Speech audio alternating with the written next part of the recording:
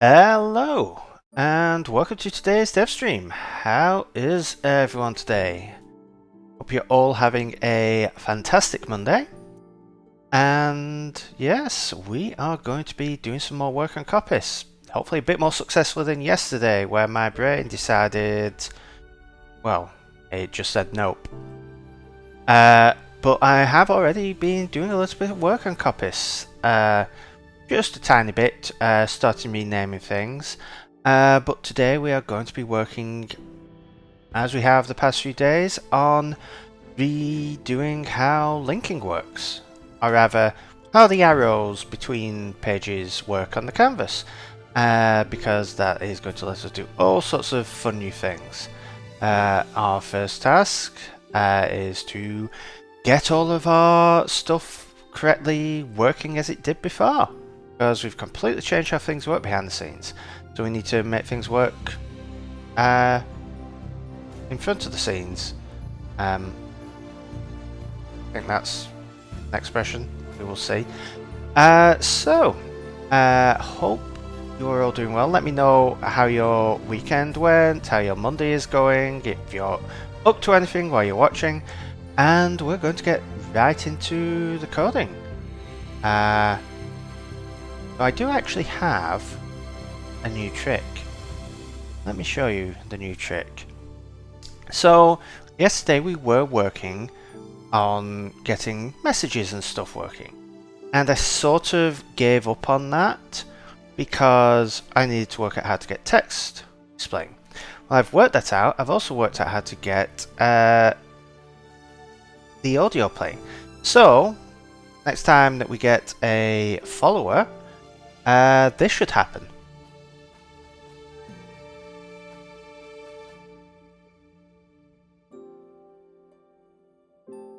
So hopefully we'll be able to test that out later if we get some new people coming in and following. But yeah, that only works for following at the moment. Subscription is going to take a little bit longer because I need to get the the stickers working. And then raid's going to take even longer still. But yes, let us move over and start getting some work done.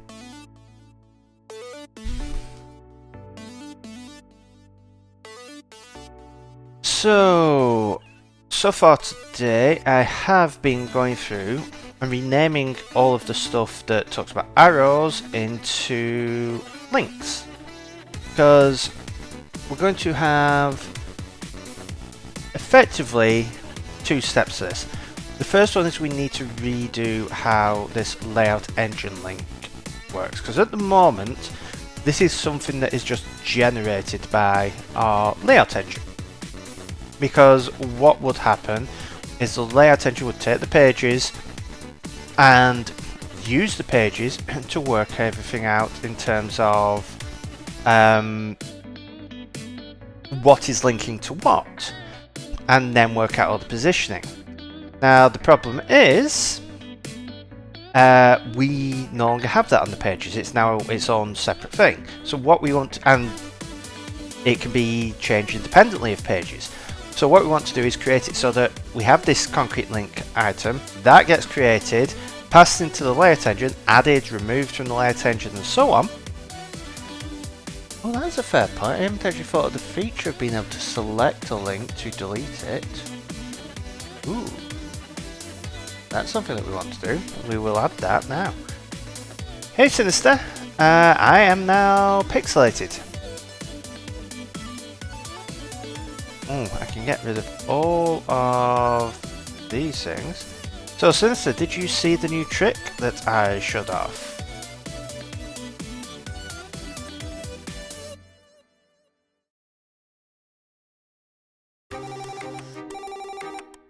New trick that will happen when someone follows. Watch. Oh!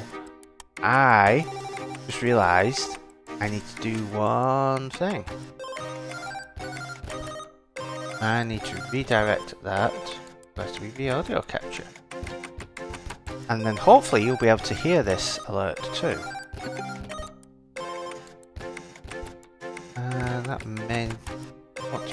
that louder.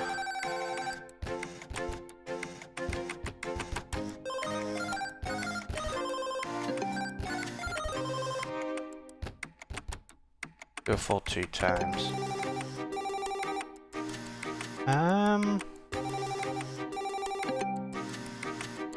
Are you able to hear the sound amongst the music?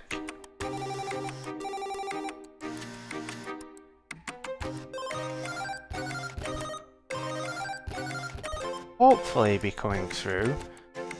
Okay, how does it sound in terms of the volume? Because to me it sounds a little low. Right, 3 times. Oh, that still sounds low.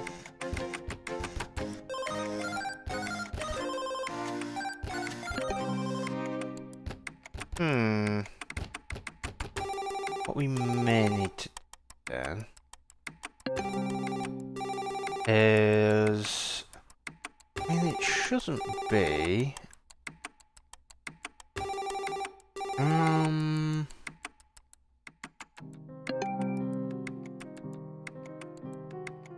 That should...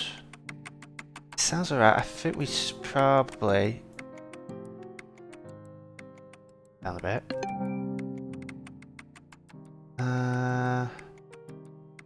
What we'll do, we'll turn the music down to 60%.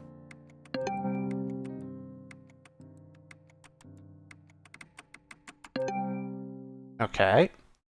And then turn it up in here. There we go. That sounds a bit better. How does that sound in the mix?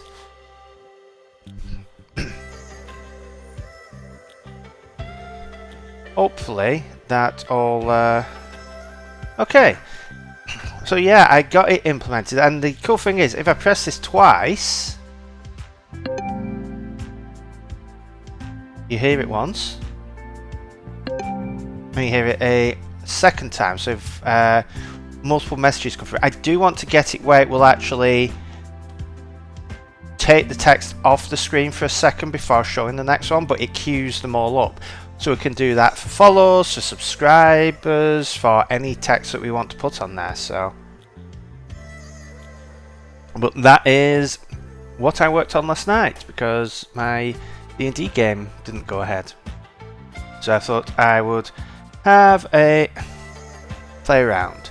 So, what we are doing.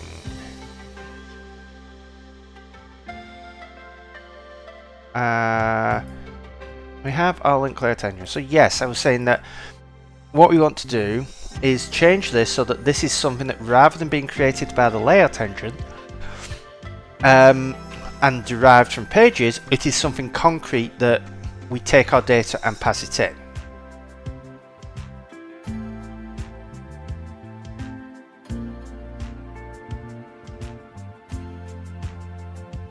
I can reduce the timer. It is currently set for around 5 seconds, I believe. I also found some alerts for... let me play them. I think it was that one. Yeah. Okay, so I've found some of... Oh yeah, I need to open with QuickTime Player.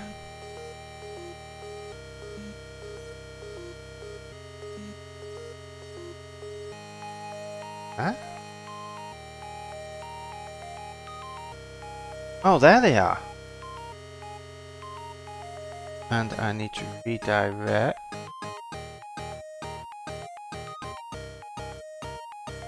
And play it as 3B audio capture. So we've got the follow on. I'm thinking of this one that I found for subscribing.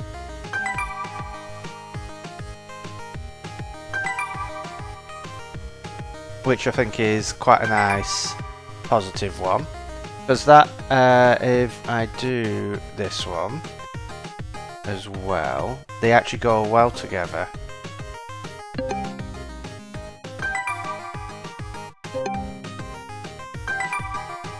So, follow,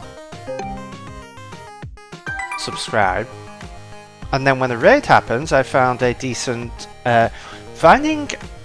So one thing I've done is I wanted to find like an alert sound, and one thing that I've come to appreciate searching for an alert sound is just how well the audio design on alerts in Star Trek is. Because you think about an alert sound, you want it to be something that's going to grab your attention, but you don't want it to be annoying when it is in something. Like, you want it to be annoying when you want to get someone to go away, but when it's something like a TV show or something like a stream, you don't want it to be annoying. And Star Trek manages to get its red alert sound so perfect in that it sounds like an alert, but it also sounds satisfying. So this is the closest I've got. It doesn't really sound like the Star Trek ones that much, but it's the closest I've found to one that doesn't sound irritating. And it's more like a communication alert thing.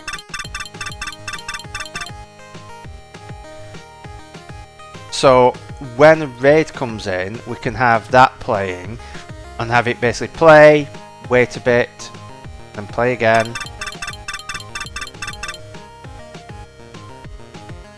Yeah, effectively, we're being hailed. So, because, I mean, what I ideally want is something like a Star Trek Red Alert klaxon. But the thing is that all of the alerts that I've managed to find have just been, yeah, annoying. Or dystopian. It's like, oh, I want a sci-fi thing. It's like, oh, it's sci-fi. That means it's got to be depressing and horrible and scary and dystopian. It's like, no, I want the Star Trek positive sci-fi.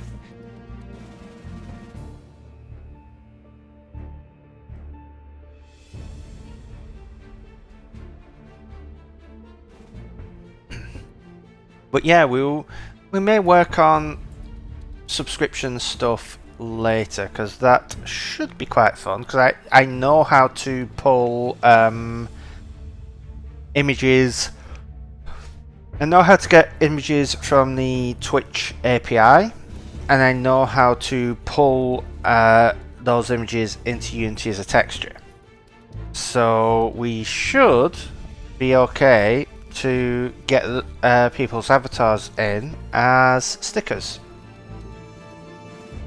Yeah, 90s Star Trek positive sci-fi.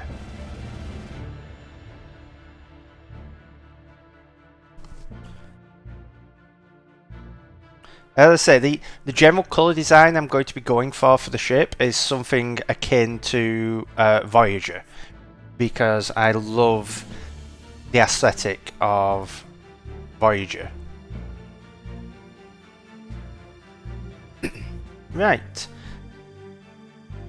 But for now, we want to get this working.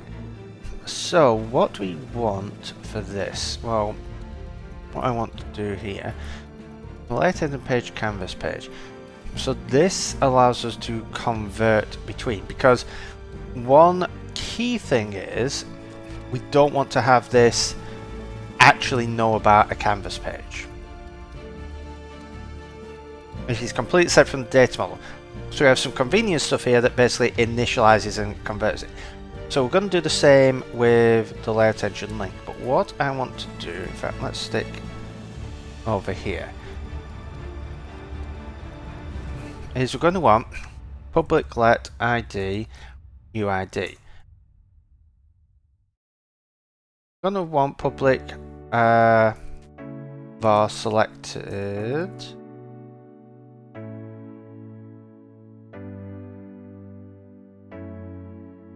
bool equals false, because if we're going to want people to be able to delete a link, we're going to want them to be able to select it.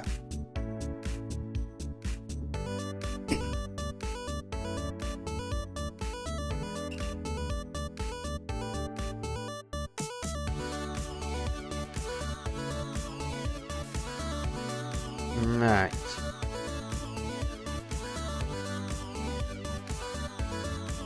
We've got the layout engine.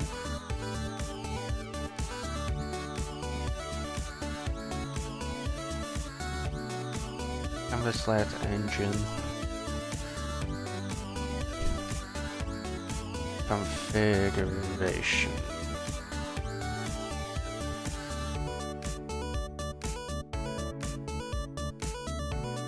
Yeah, we can just get the configuration from there. So why? Oh, that's just convenience. Okay. And then we get a start point, which is going to start from this particular point. Pick, start at a particular edge.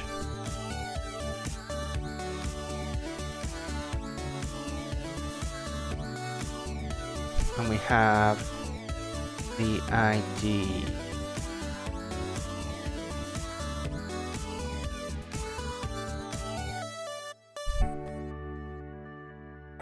And then we can get pages. Okay, so that is going to be okay.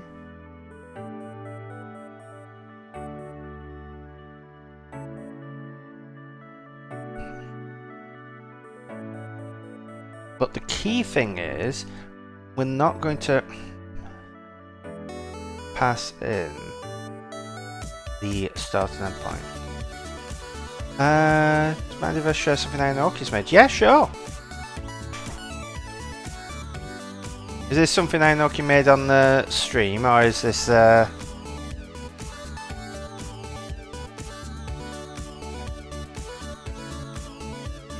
have a look. Rock, paper, scissors.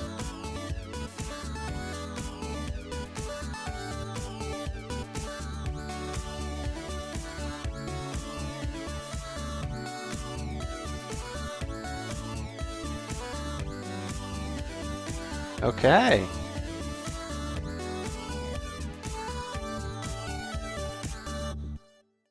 This is quite cool.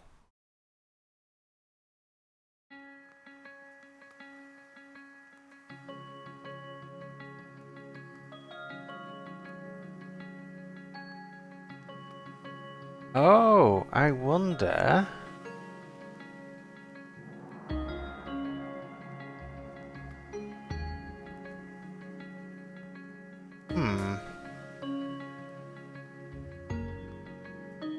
I mean, this is something that could be done on stream, though I think I may want to do something more than just rock, paper, scissors, but this is pretty cool.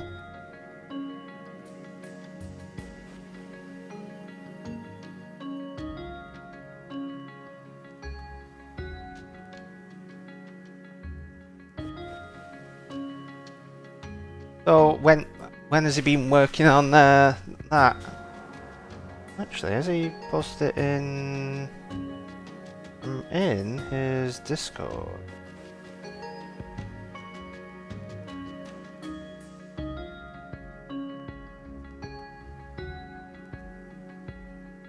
Oh yeah, I've just seen it. Oh, I have a sense of how these things work, because if I have a look.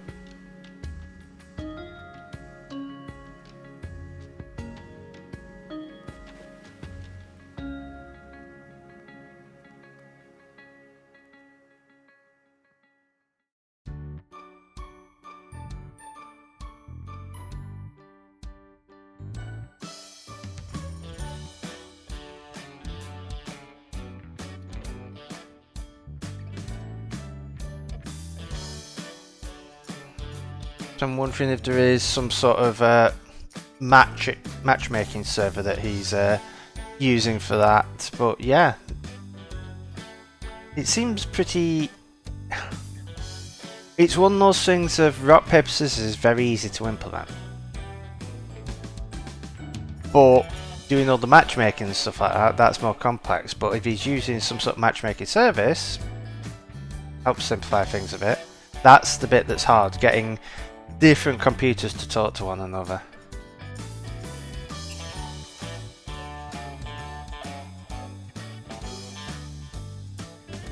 Oh, he made the matchmaking himself. That's cool.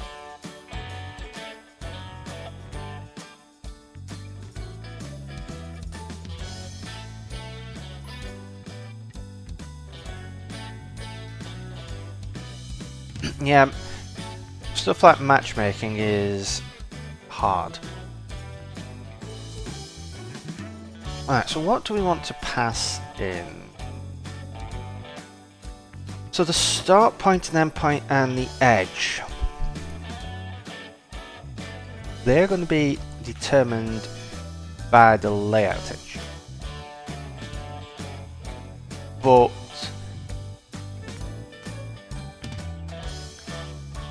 the pages we want to keep fixed,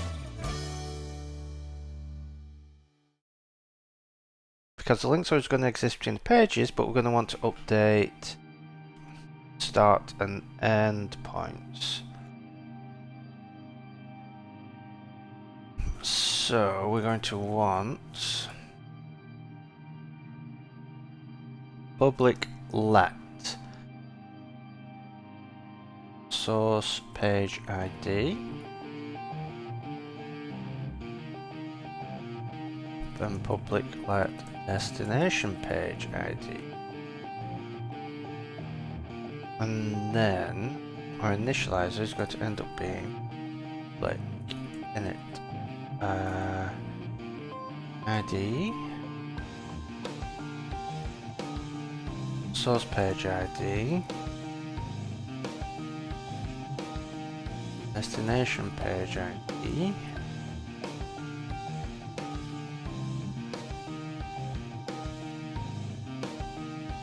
don't care about selected layout and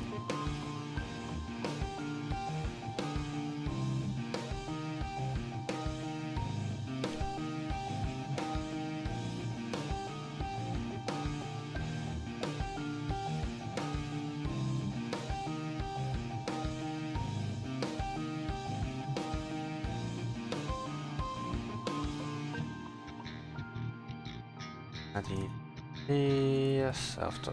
source page ID, destination page ID.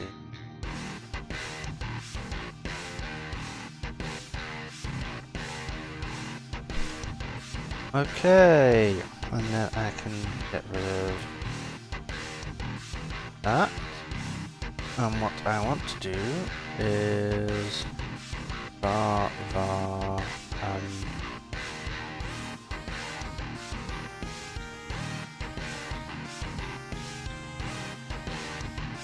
I want to get rid of the page ID from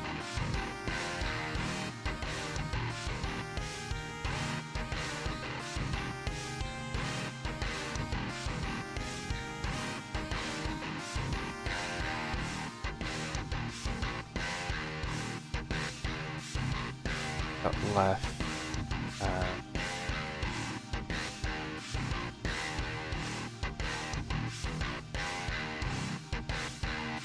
Right.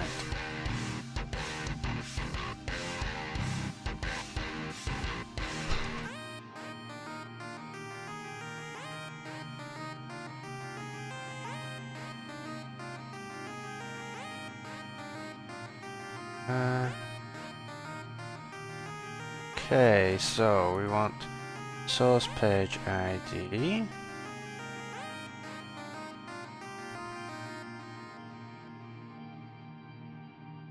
page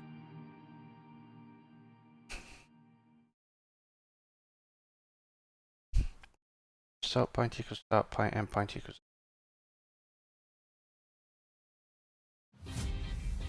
side E equals side ID. We don't need that anymore. We can just do all the IDs the same. Source page, destination page,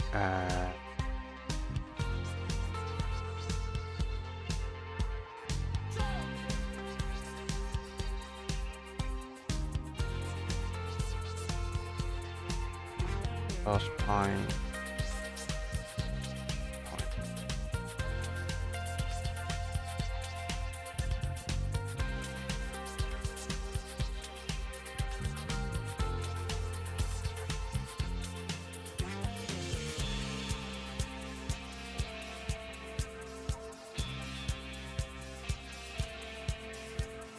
Okay.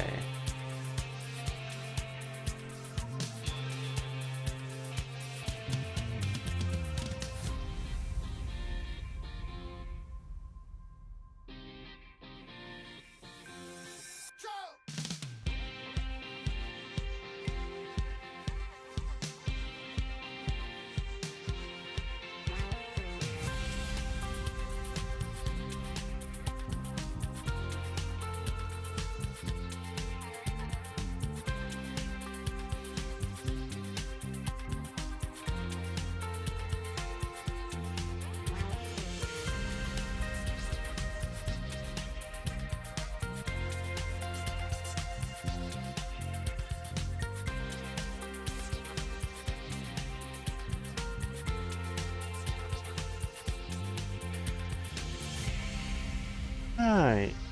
Uh, um.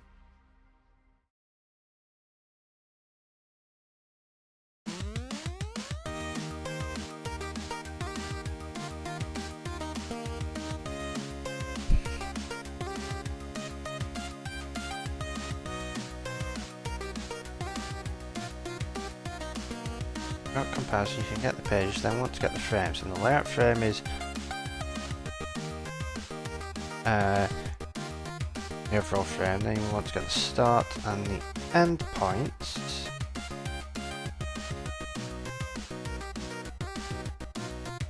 And that's going to return them in terms of the layout frame, because these are going to be defined globally, I believe.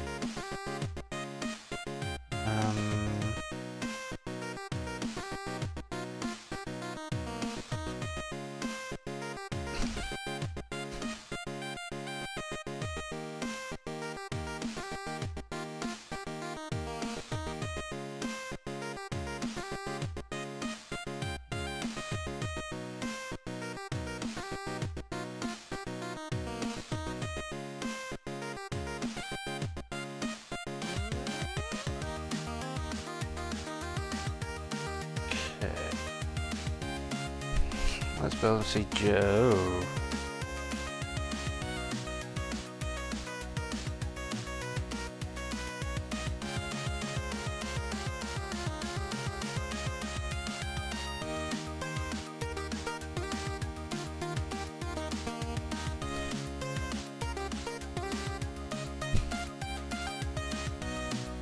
Okay. Now.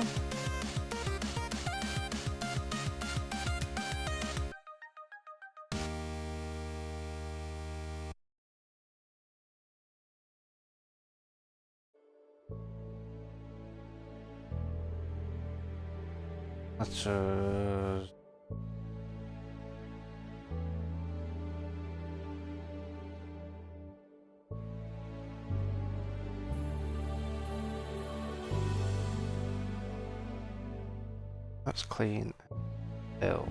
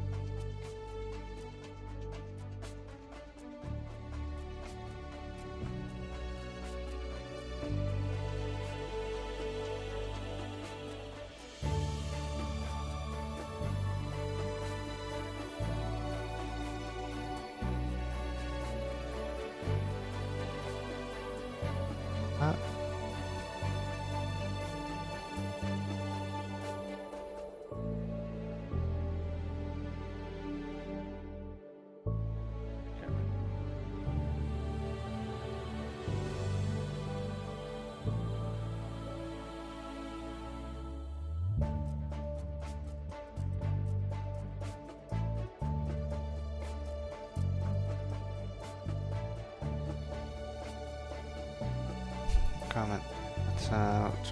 Get rid of that. This is just to get it to build.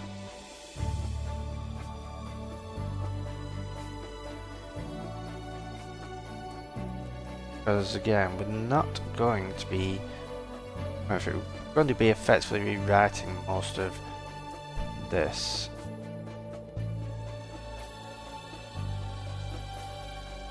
Okay, so the next thing we want to do is canvas layout entry.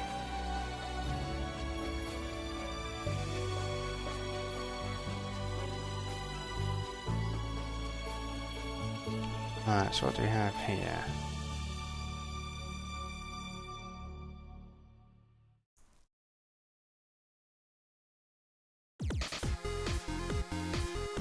Pages, page, front.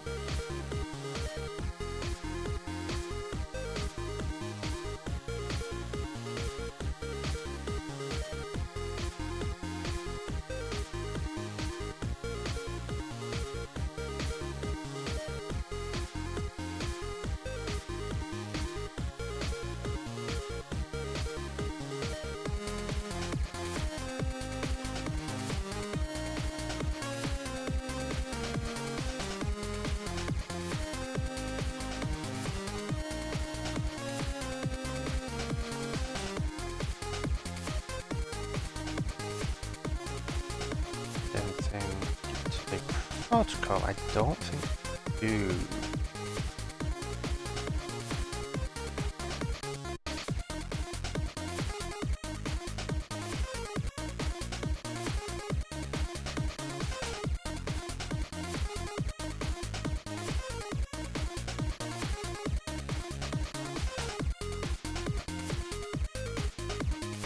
And then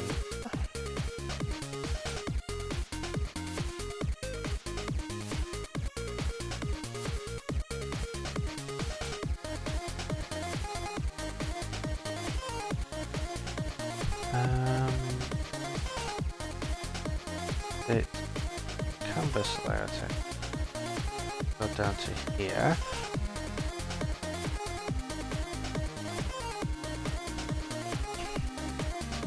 And it over here as well. We can have a look. Right, so we have add and move.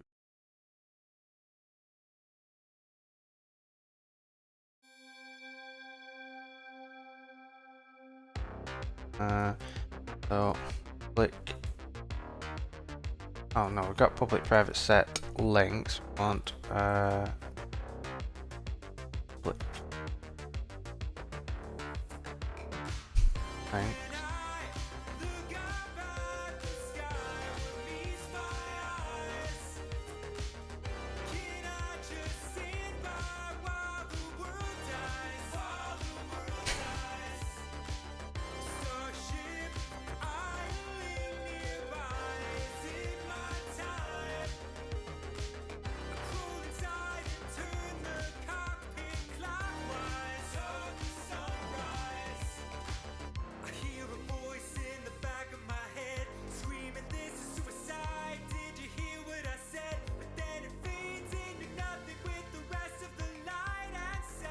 First, then we go to there, layout change, get the context, then layout, and then go through that.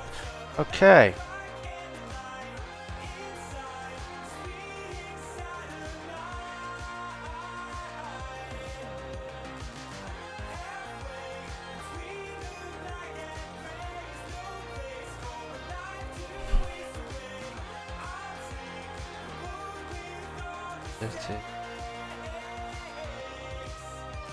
Okay, so we can probably add links changed that. So what do I want to do? Add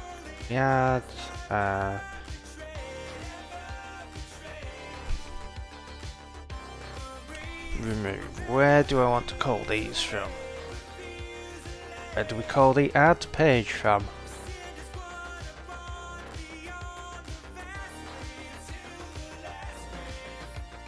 am in a very, very yawny mood today. Oh, do I have...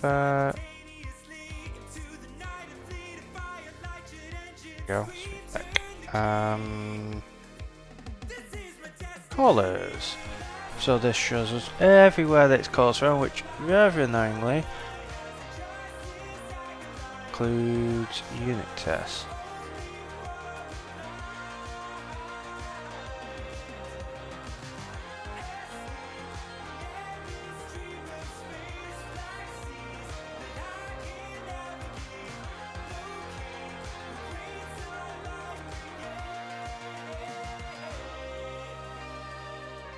So canvas generator.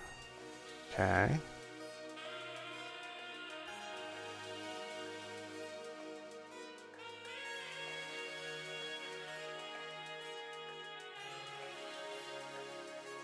Cool.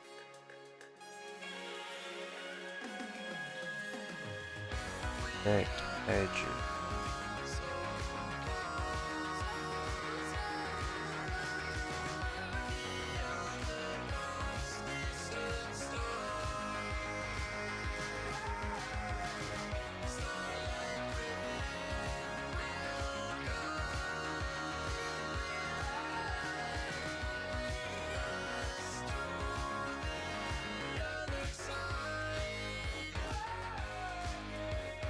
That does that.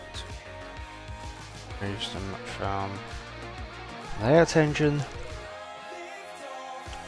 So what would be convenient to do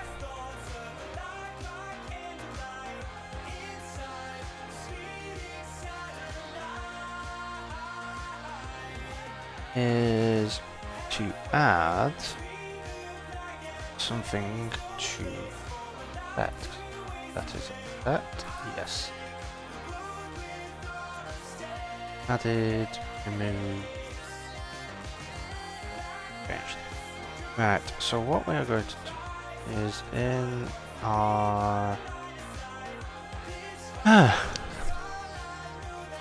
extensions, new file, and we want set plus, oh, we don't want it in there, extension, close the tests now. What we're going to do is move this code into an extension, which is going to make stuff a lot more convenient. So what we can do is extension that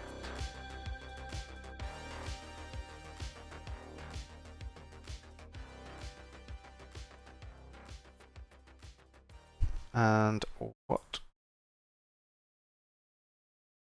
open up there and bring ourselves back to here. Do function changes from, because if do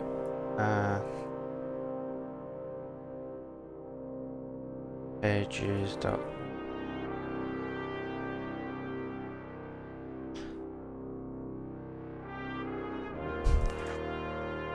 then do differences between of a set, going to be a set of elements, and then we're going to return added, going to be a set of element, moved set of element,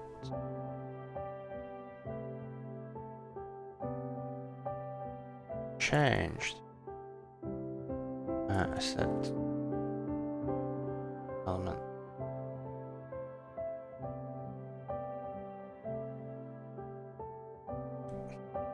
What we're going to do is let added equals of a set subtracting self, let removed equals self dot subtracting other set is from that changed equals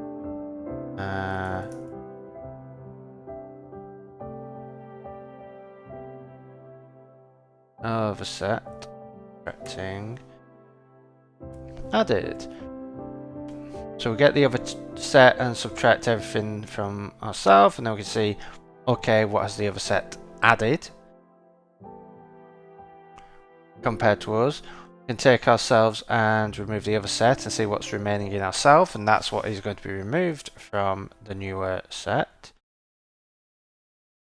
And then for unchanged, we basically take the other set and remove anything that was added, because then that is just everything left. Then we return, added, removed, changed.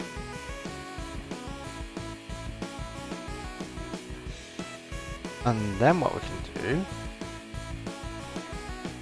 is we have new pages, let added pages, removed pages, remaining pages equals self.canvas pages dot but we can do differences from new pages.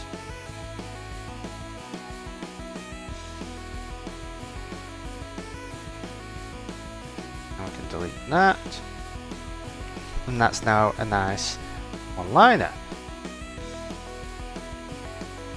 Now the reason we did that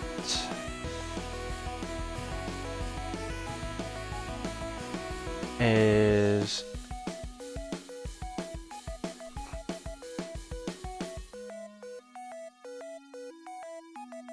we want to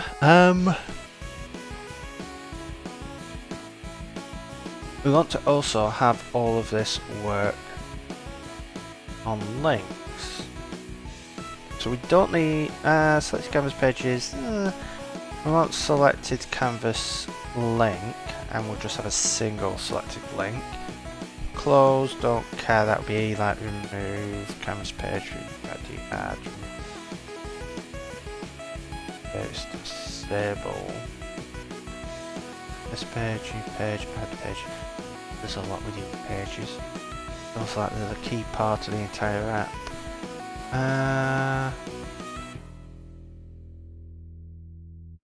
We have the viewport, we have page, manage.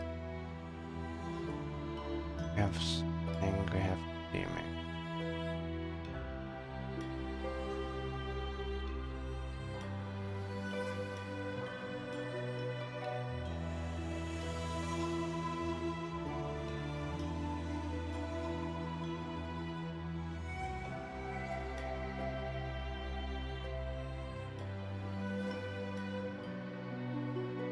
Distant silhouettes, empty horizons.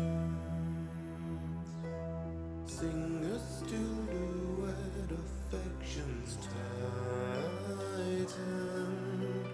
Kindred ribbons spring us from our tethers. Rivers drifting vivid and together.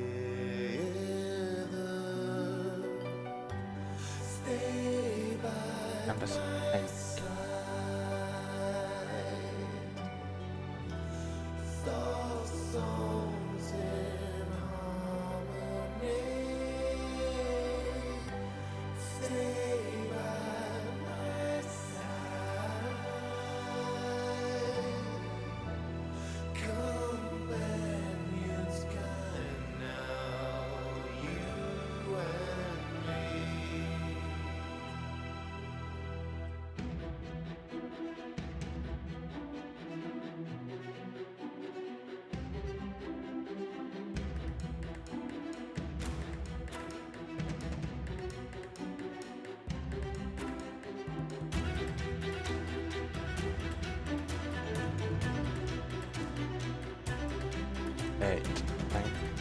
So we have updates here. What I want to do is basically this is no longer going to be update. I want to update pages when that happens.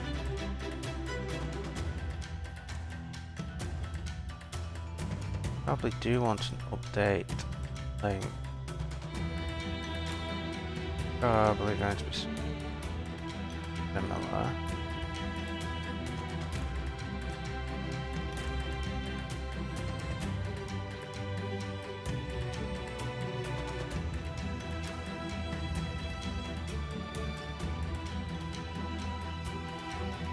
Oh,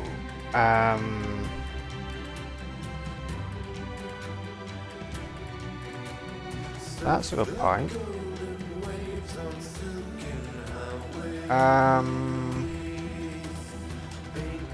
Get all links on the canvas, which means that our canvas links need a canvas, which really I should have seen from the beginning would be quite useful to have.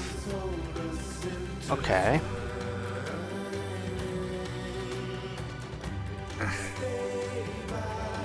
I'm getting my usual start of the stream brain freeze.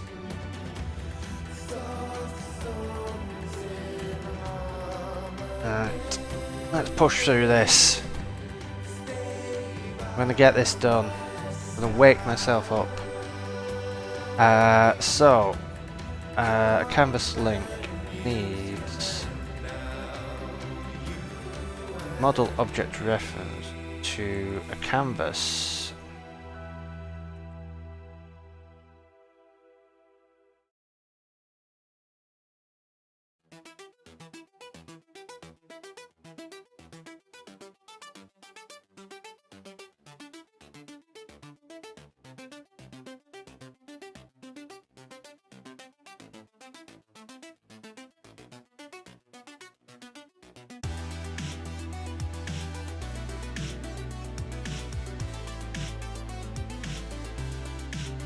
Wake up, time to put on your makeup. It doesn't help that I woke up fairly early. I mean, I snoozed for a bit, so that wasn't too bad, but then I've just been doing a lot of stuff this morning. I have been out to DIY store to buy a bunch of stuff. Got back to find my mum and my niece were around, so I was chasing around after my little niece, who was running around doing up to all sorts of mischief. And then I went and mowed the lawn, because one of the things I bought from the DIY store was a lawnmower finally, so I don't have to cart a family member's dump it into my car and get grass everywhere, carting it across town. So I got one to mow the lawn, so I got those all done. So I've been doing a lot this morning, where it's just waking up, being tired, and then having a lot of doing stuff.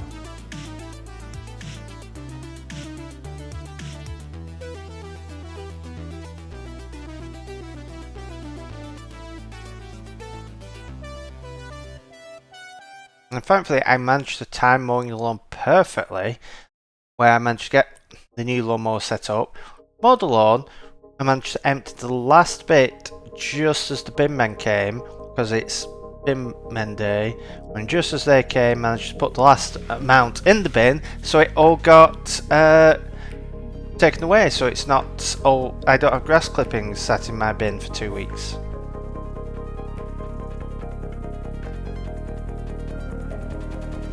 So that was timed perfectly.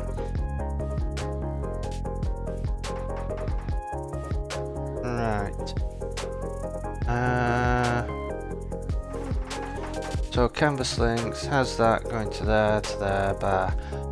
There!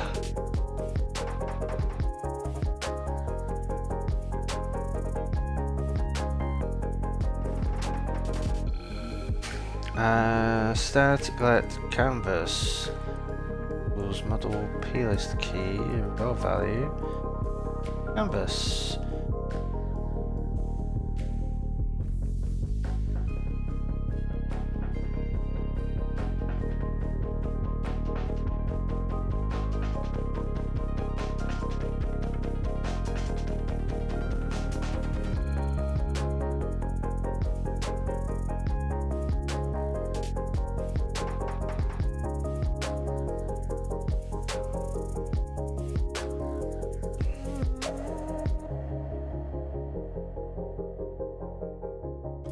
Update from plist representation. Let canvas add equals plist attribute canvas dot canvas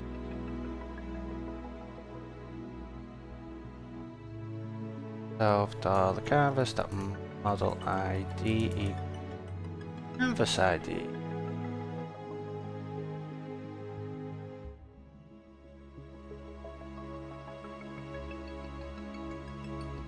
That canvas equals self dot canvas plist.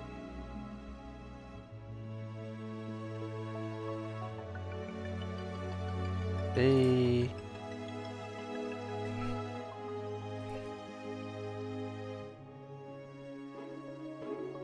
And that stuff there to make sure the canvas will add D things, and then we need to add the inverse to the canvas where we have pages. We want public var links, which is going to be a set of canvas links. I'm going to return self.relationship for canvas. And this is where we see the fun of generics, because you'll notice that self.relationship for canvas, well, that's returning pages. Self.relationship for canvas, that's returning links. How does it know? Well, that is because this is defined as returning a set of type T, which is one of our collectible model objects, and it uses that to work out which collection to look in. So it actually knows which one to look in because we set the type here. So this is returning a set of canvas pages. This is returning a set of canvas links. So that is how all that's set up, and it means I get to do very simple stuff like that, which is a lot of fun.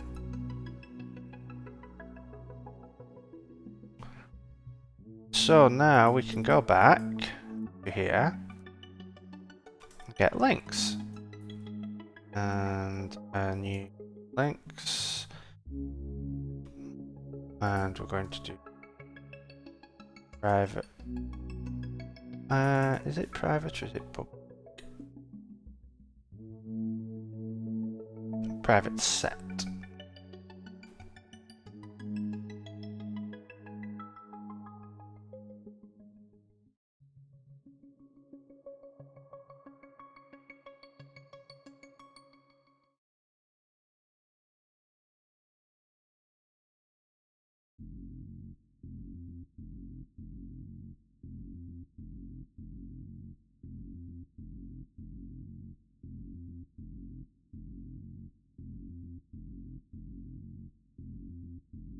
And the reason we did all that extracted so far is we can now do canvas links, differences from new links, and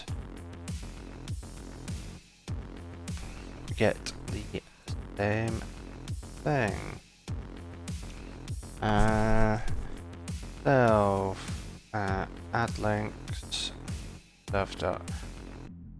move links. Now we don't need to update the links, I do not believe, so we can ignore that. And the reason for that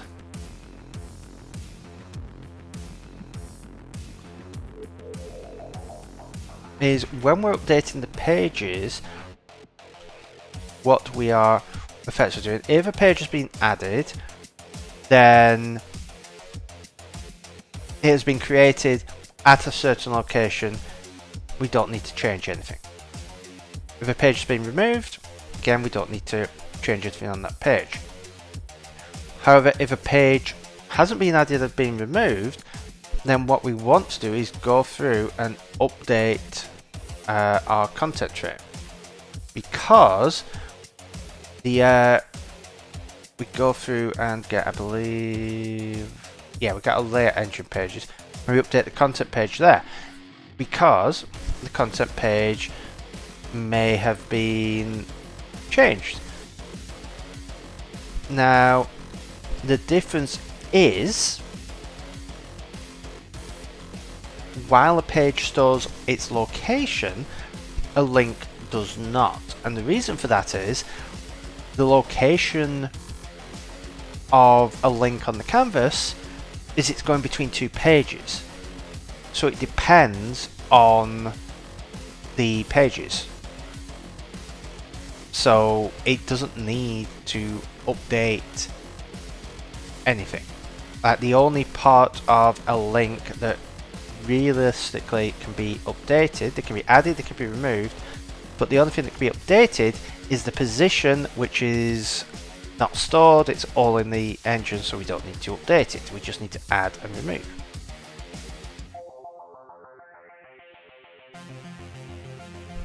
So if we go here,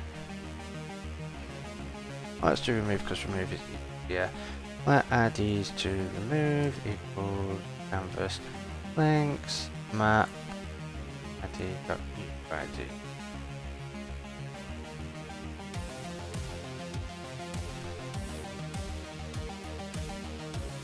That layout pages and that layout. Move love.layout engine.links.filter.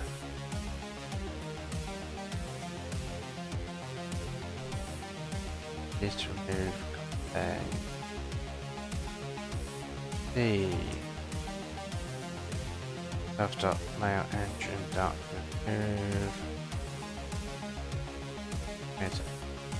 Move.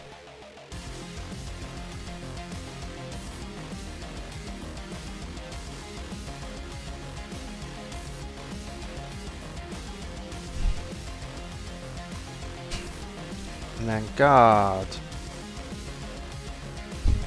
Actually, why the hell don't I have a guard there? Count is greater than 0, else then. Because every time you either update, we're going through all of the layout engine pages, and then the, so we might as well just do canvas pages dot count greater than 0, else return. So that's a rather neat. I mean, it's probably not going to affect performance too much, but it is a performance improvement. Checking the count of a set is faster than iterating through the set and then doing stuff to realize that that set is empty.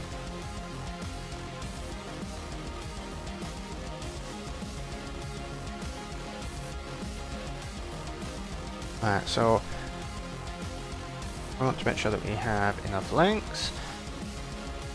Otherwise return, and then let new links equals links dot map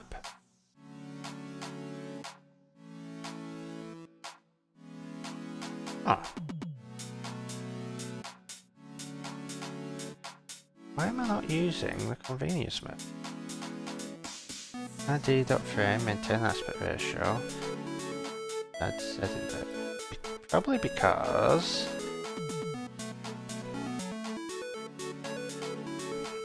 21st of July 2020.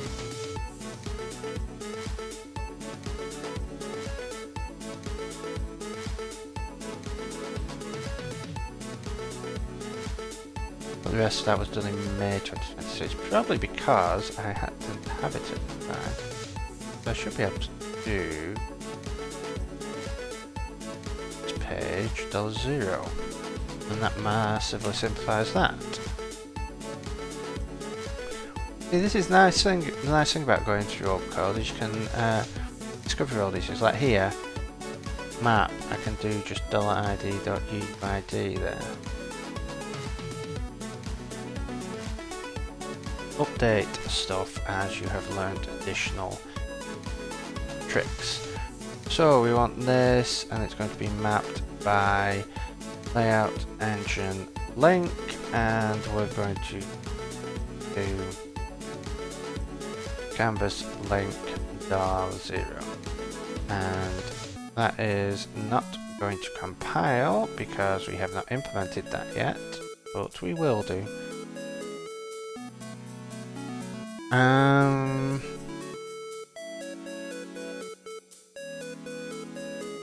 Let new pages, index by ID, let's see, canvas page in canvas pages.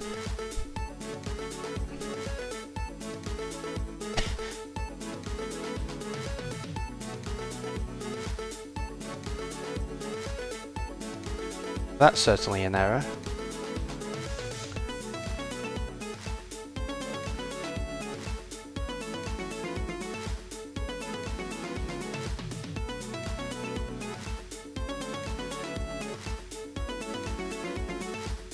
So for the canvas pages, get the parent ID and get the parent page. Then we're going to get the layout page from that, and if the layout page doesn't exist, then yes, we have seriously messed up. WTF, you should literally have just added this page. Where has it gone? Now the thing is, I'm pretty sure all of this gets to go away because we're not doing the parent-child relationships anymore, which is great, because now the links will hold the ID to get the pages, and then we can work things out that way.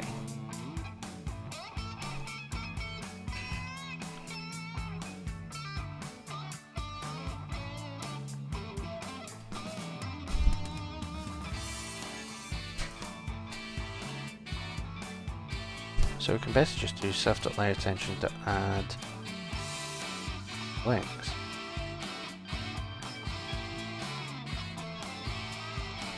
Because I think we can also get rid of that.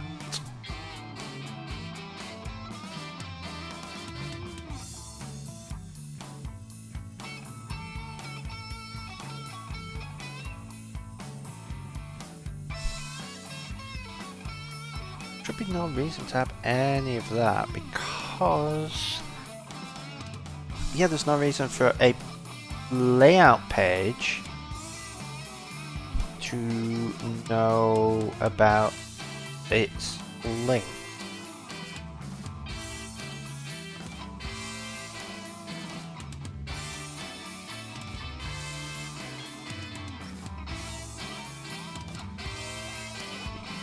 Does it can find it through the layout engine anyway? You can calculate it on the fly.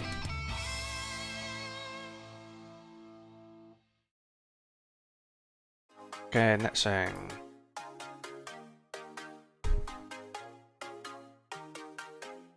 New Swift file. Layout engine link plus canvas link.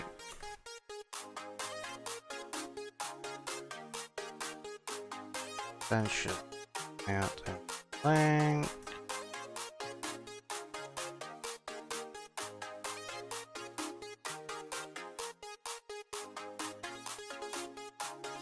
That's doing about child hierarchy, which we're not.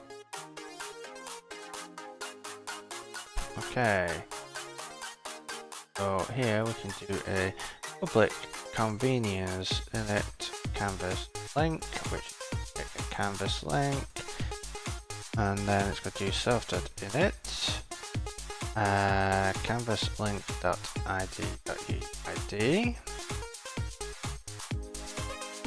canvas link.source page dot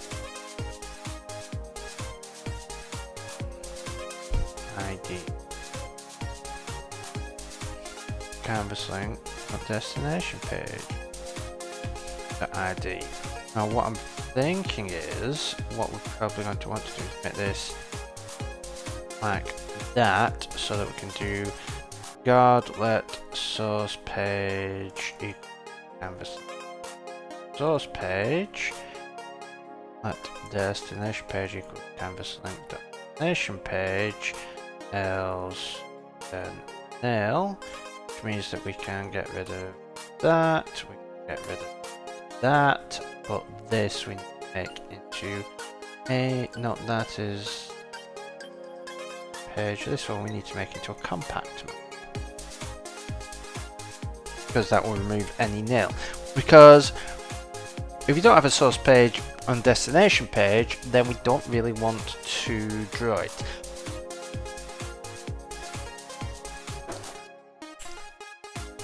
There is a possibility we may want to at some point when we're doing the dragging to create a link. However, I'm thinking that might end up being something different, because that needs to interact with pages separately, so that may be on a different layer.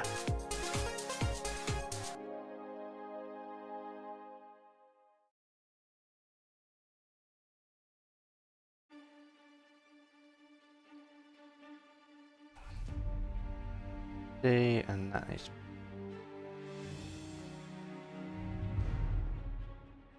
okay. Anything else?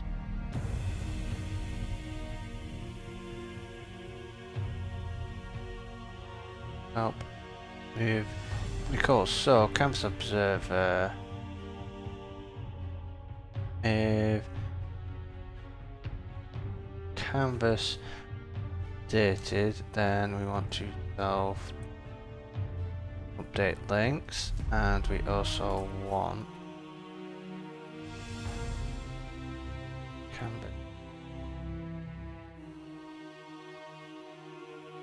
canvas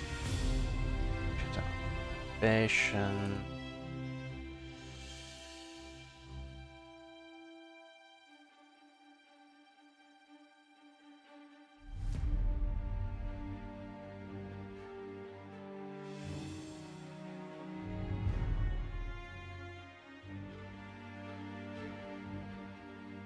Action.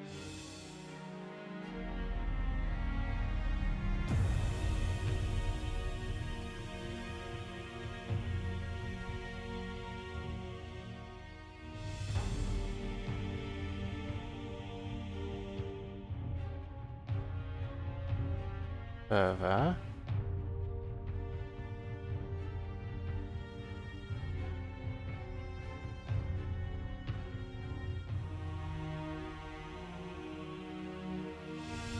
Self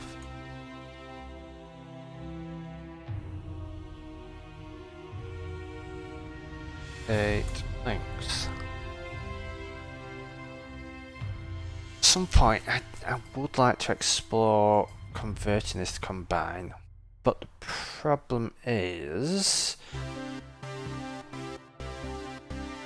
well, there's a question of whether combine is going to see improvements to stuff, or whether it's going to be replaced with new async stuff in Swift, and also the thing of it is a little bit more complicated because you can filter things and you get the change object. Though passing the change object isn't going to be that difficult.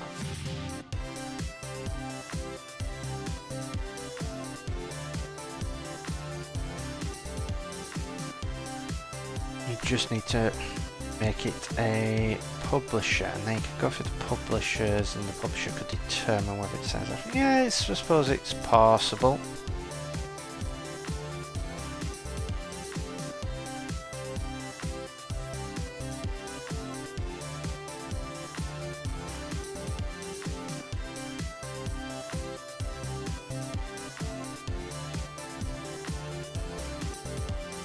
Right, so I think we have all the stuff in place so that and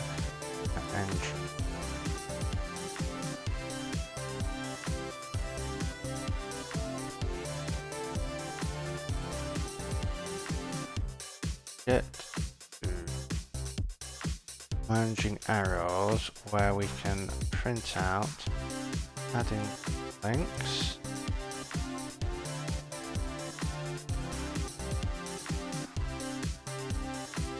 Moving link.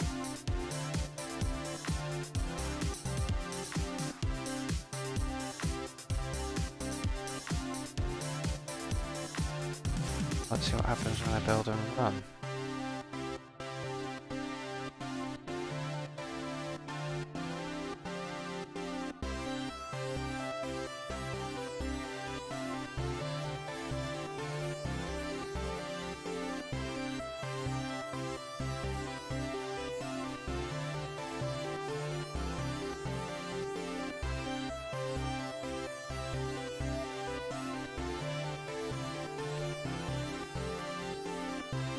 Okay, so opening that, not to create the link. Okay, I am going to go get myself a fresh cup of tea. Just take a 5-minute break away from the computer to wake up a bit more. And when we get back, we'll work out why on earth the links aren't being created, because they should be being.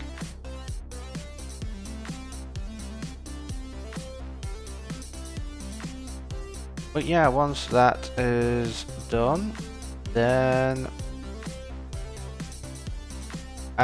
we will be able to hopefully start rewriting our layout engine. So I will see you all in a few minutes.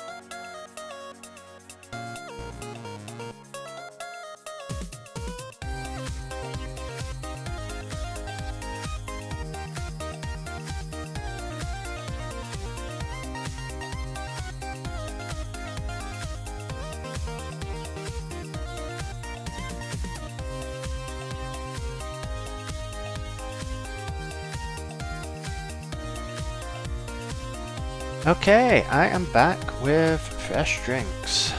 So, let's get back into this.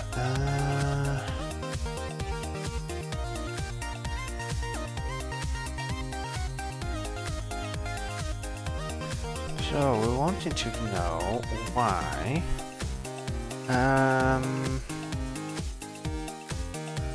this isn't being called.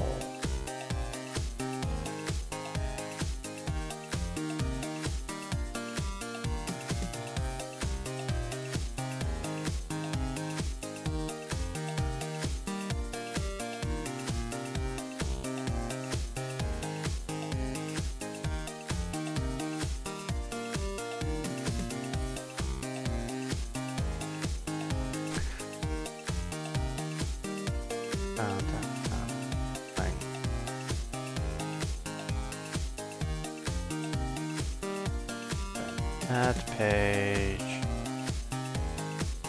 Going here, going here. Right, like canvas.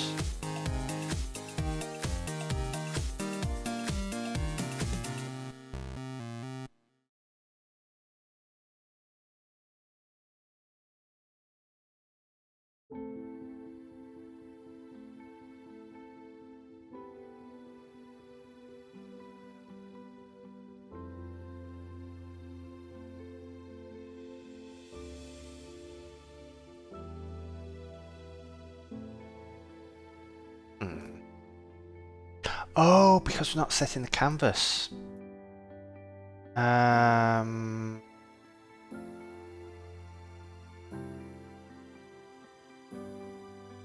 There we go. Problem solved.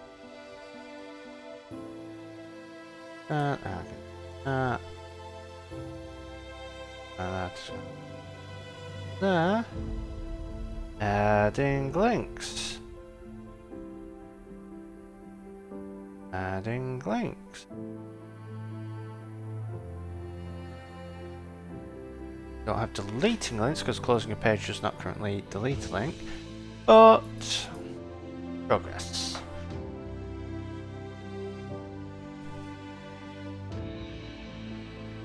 Right.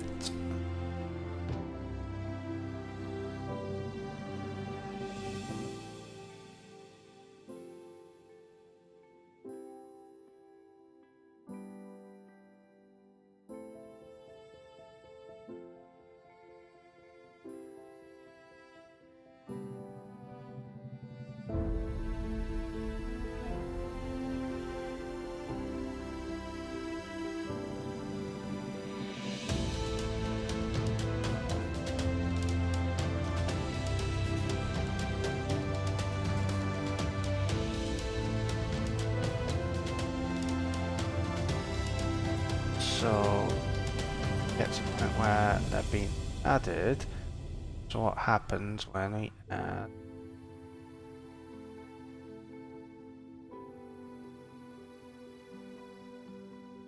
there? Add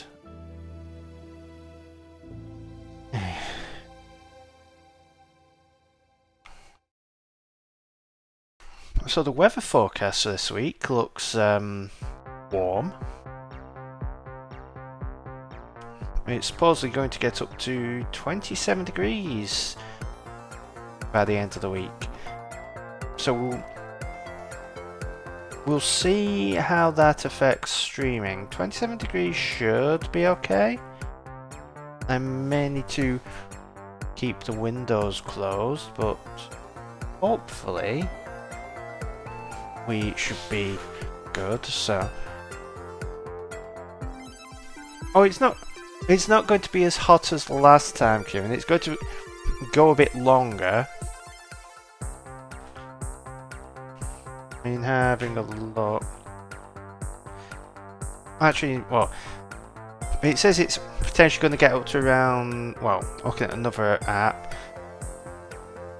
about 23 tomorrow, 27 Wednesday, 29 both Thursday and Friday.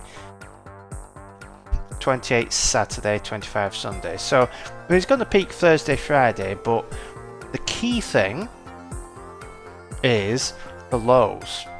The lows are going to be in the mid-teens, low to mid-teens, which is what we didn't have during the last heat wave. When we had those few days where it was really warm, the lows were 26. I can manage it being warm during the day as long as it cools down at night.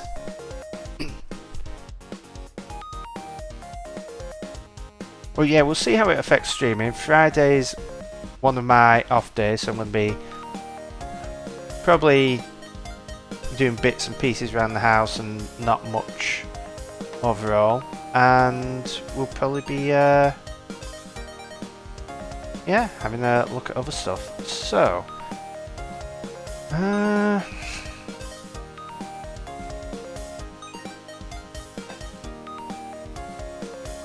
right.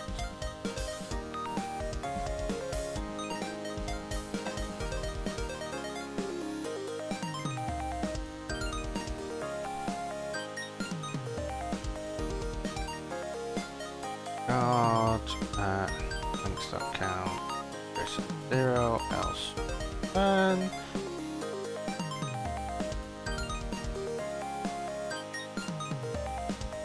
All LinkedIn links.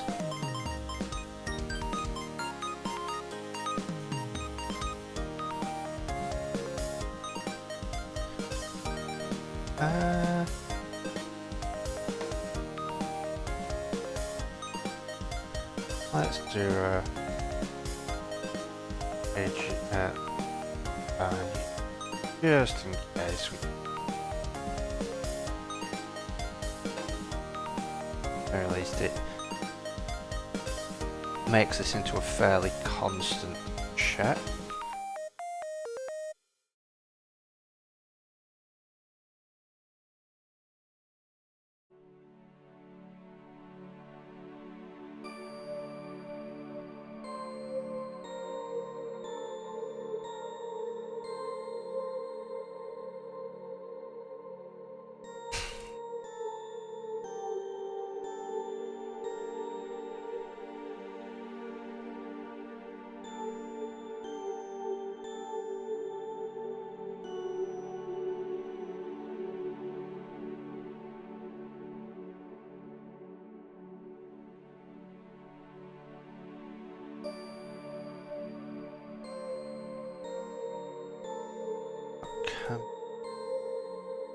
Because I'm gonna have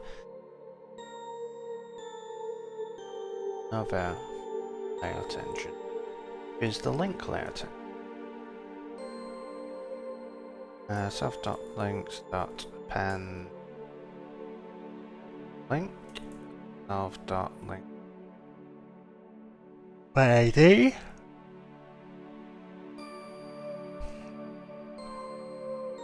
Equal.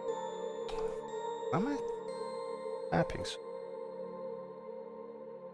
Equals link. Don't care about Z indexes. Self.inform layout change with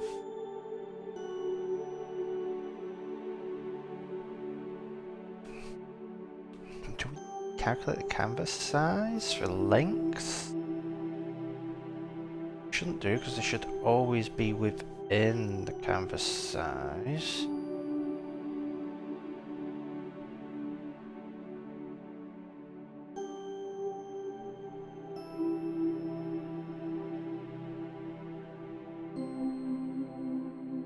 Public are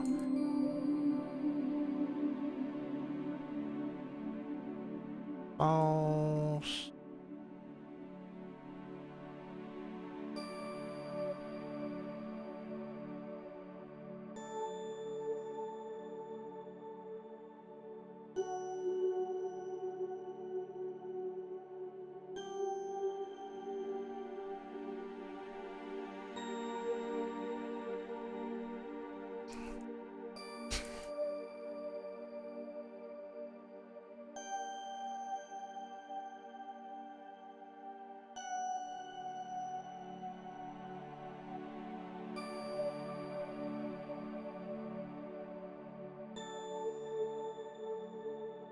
Probably do it as a bit flag, really. And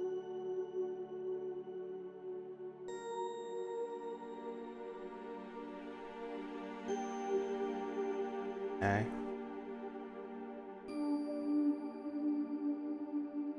Interesting. What? So there's a Twitch stats in OBS, and it's saying that I've been going for 9 minutes. Yeah, the actual Twitch stats are correct. Curious. Curious. Curious. That needs a comma. Okay. So we're good there. I know, it's very, very long, 9 minutes.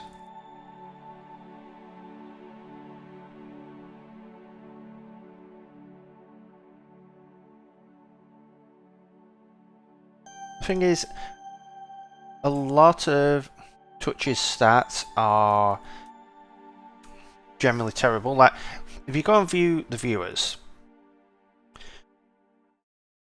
so there's a broadcaster, there are 3 moderators, and there are 1, 2, 3, 4, 5, 6, 7, 8, 9, 10, 11 viewers listed. Now, a lot of those are those. I don't know why they do it, because it's not like they seem to be selling anything or anything like that, but it's weird accounts that seem to come in and watch, but not watch. So they're sort of there to stay in the viewer thing, but they're not there properly. I mean, part of me's wondered about whether I should just ban them. I mean,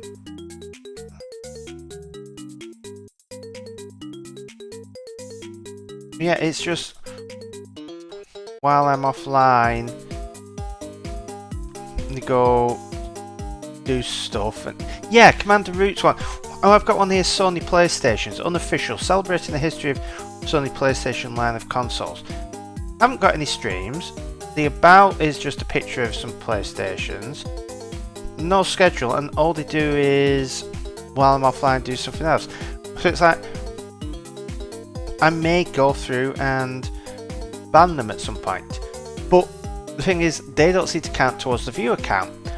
But what's super odd as well is that the viewer count this entire time has been 1 viewer.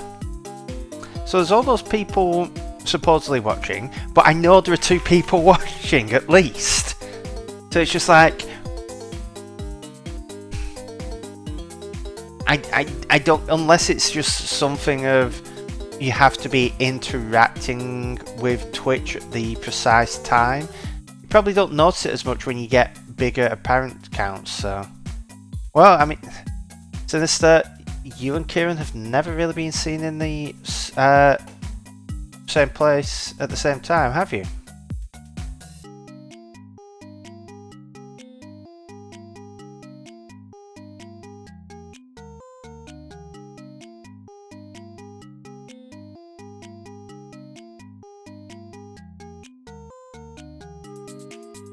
Ah, got you there.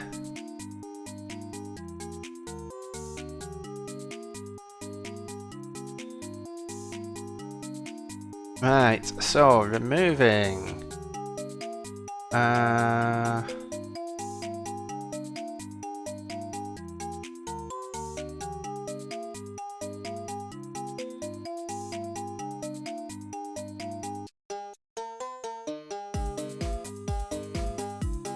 Well, that seems very efficient.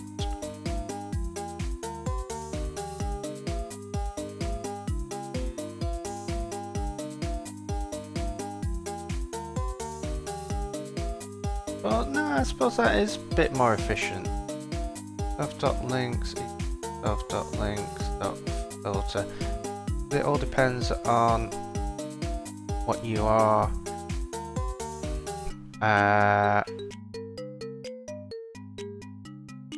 Yeah, this way is more efficient than doing the loop. And then we can do page. Don't.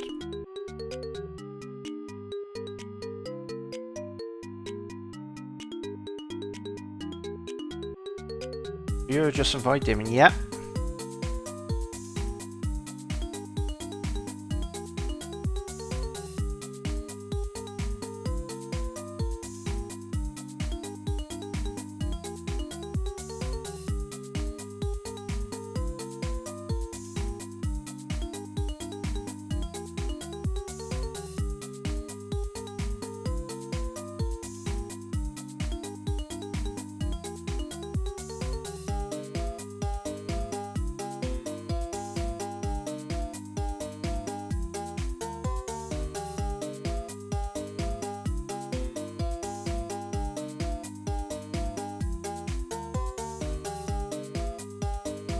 For a second I thought the stream was glitching out there.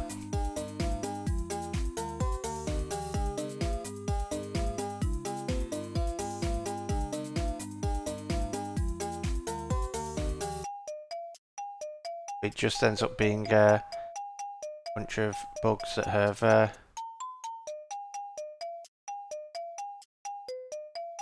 bounced off into here. Oh, there they are. One little bugs. This room you come.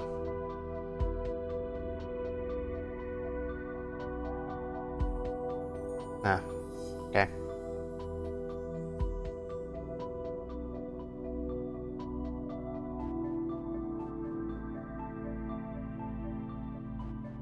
I really need to work on an idle animation as well. At least just randomly, just looking around a bit. Even if it's just like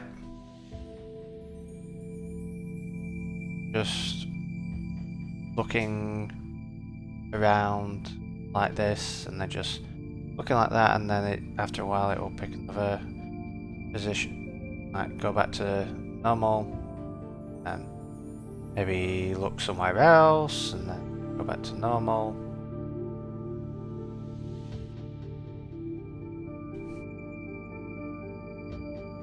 Just so it's not sat there doing nothing.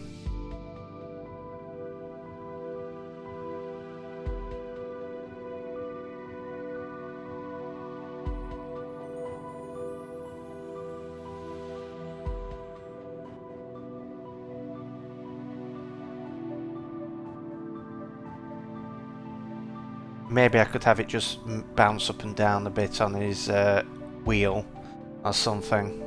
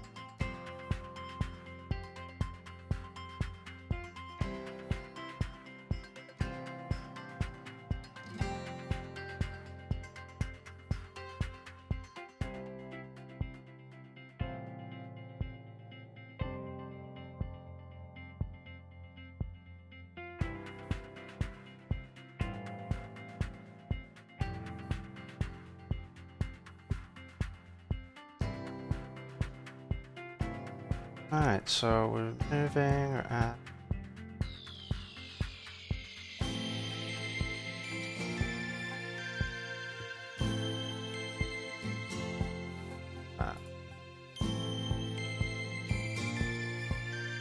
modified that. Or recalculate page size, so we also want to go date lengths.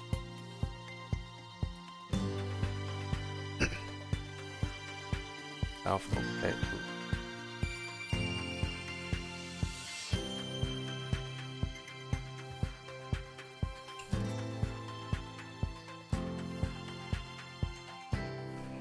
Now we may want to coalesce this so it set needs update links so that if you add a page and a link, it doesn't do it multiple times, but we can work that out some other time.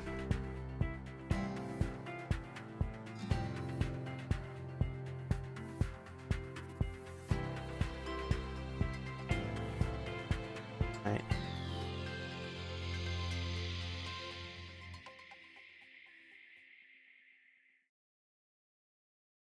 So I think now we can work on layout. So the question is, how do we want to actually do this?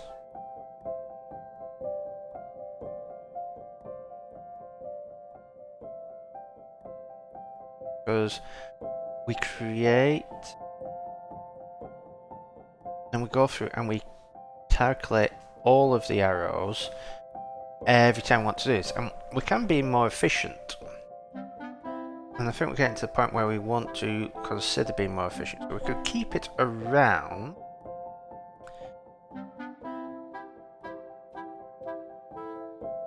And then what we can do is we want to know which things have changed.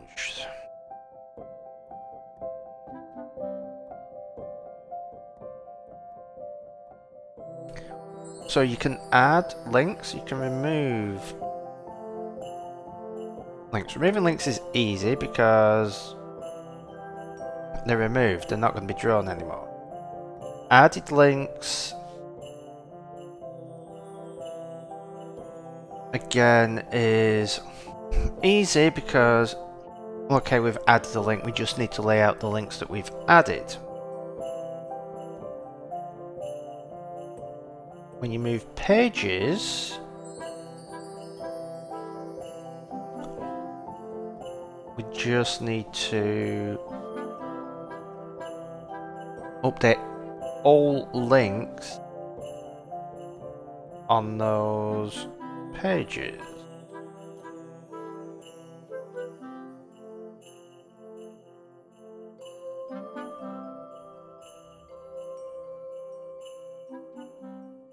So is this a location on the actual page?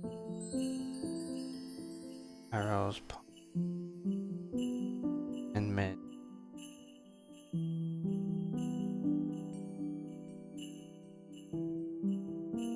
Oh, so that is at the content container frame. Frame origin plus the layout frame origin. It's the content container in layout space.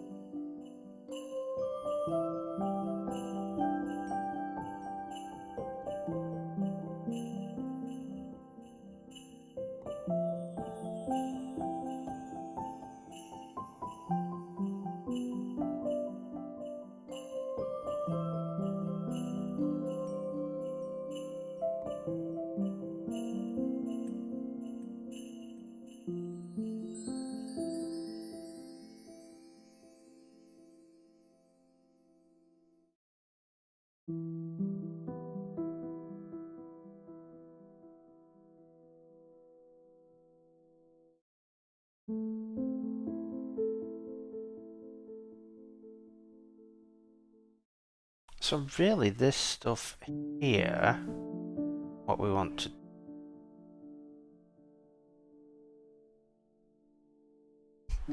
is, rather than store the links on the layout, canvas layout engine, we store them on the link layout engine. Because then it can know that they're being added and removed. Yeah. We can still expose them, but the links layout engine is hidden away, so the public methods are there, and it doesn't need, like the outside world doesn't need to know that the links layout engine exists.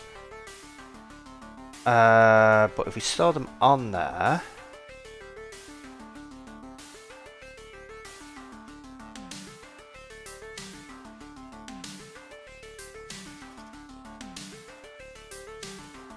then it will know, okay, I've got to update the links because things have changed.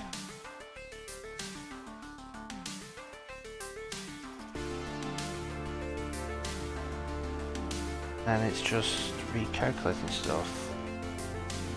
It's just a case of when pages move, we need to recalculate, but that's just a case of recalculating just those pages. Okay.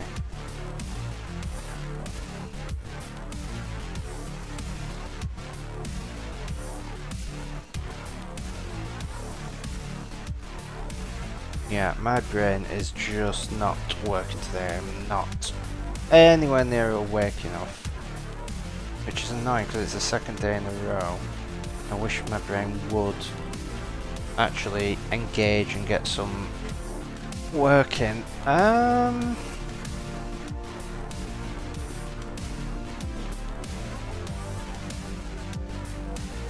Right. What I am going to do.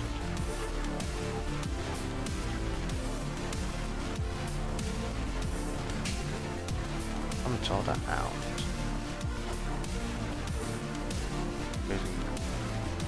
Stick this here.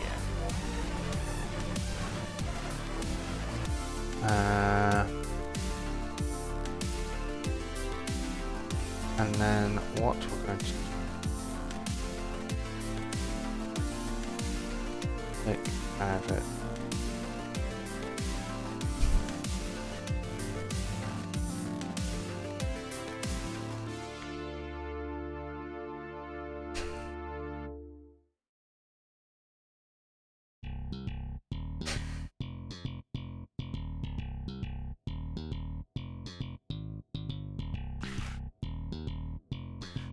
Right, let's see if I can push through another 40 minutes. Get as much done as I can, and then we'll see if my brain is still alive enough to do some overlay stuff. Just so annoying because it's just, I want to do this. I want to get this working, and the brain just will not actually engage to do it.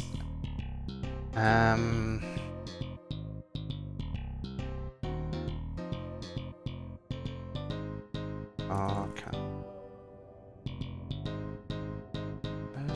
L10.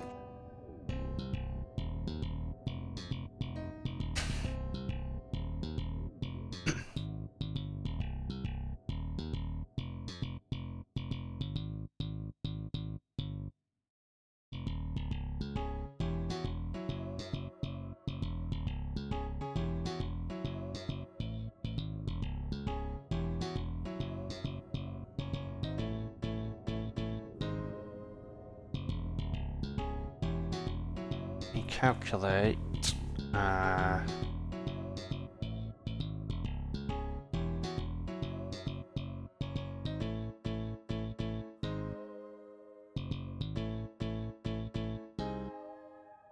Calculate.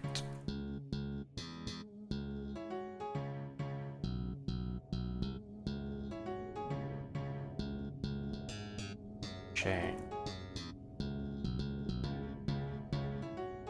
Active.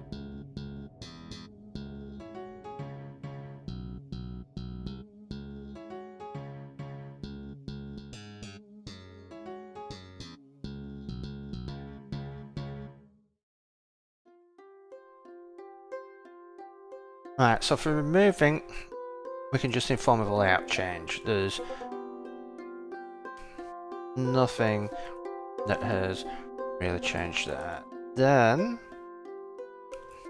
yeah, we want to actually, no, we do want to recalculate because you could remove a link and there may be multiple, like, links on the source coming out. So you need to, well, or even going in, and you want to actually rearrange. So, links. This. Calculate with affected links. Dot. Self dot. And what we're going to do here, get rid of that. That going to be a layer tension link, which is just going to be, oh, we want private let a private lazy var link layout engine.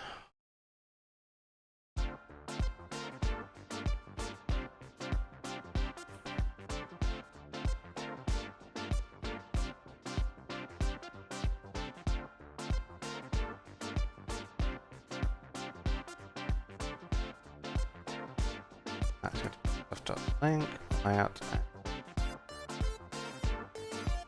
dot links. Here.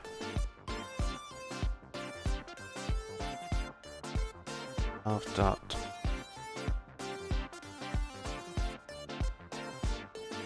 engine links.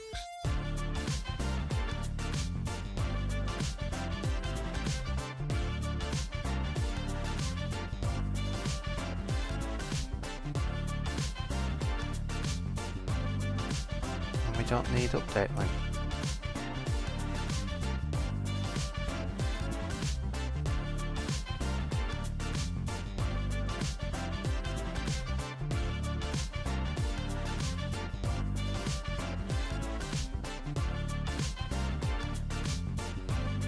Calculate canvas size.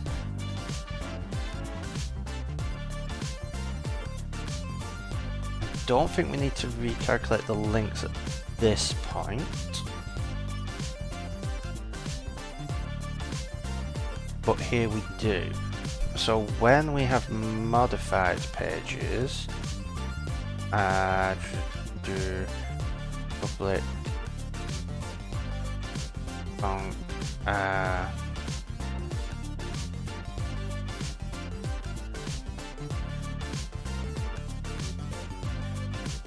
update links for modified pages. We don't need to do added or removed because the links are done separately now, but for here, self.link layout engine to update links for modified pages.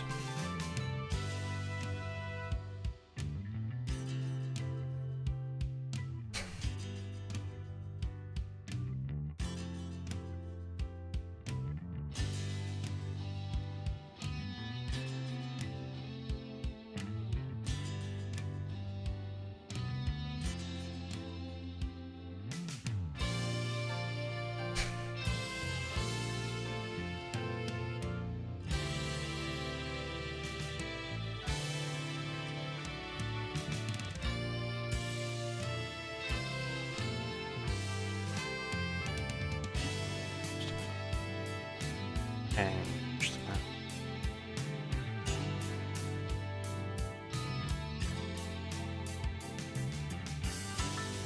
Not that. Canvas engine dot.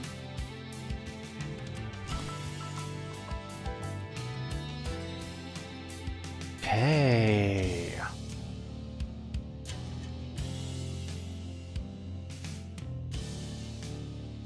That should be engine link.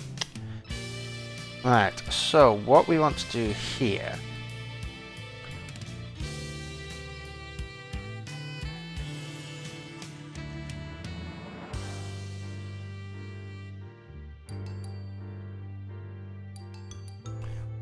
right, so for modified page we want to get all the links that contain these pages. So we want to get these pages, get their IDs, and then we're going to loop through all of our links and look for if either the source or destination link.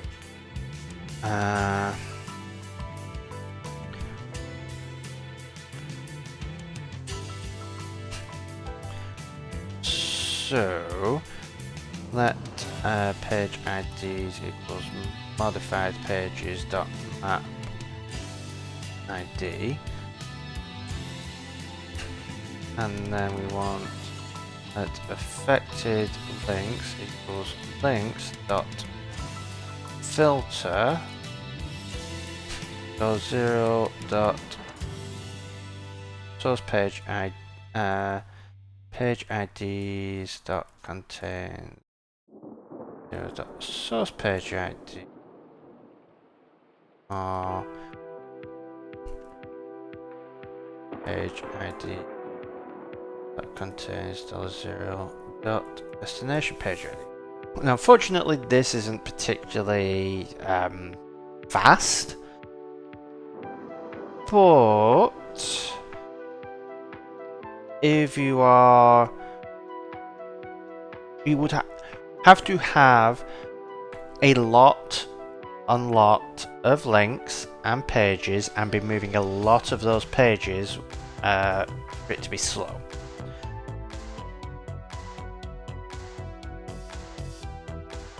So this is something that we can always speed up in future if we need to.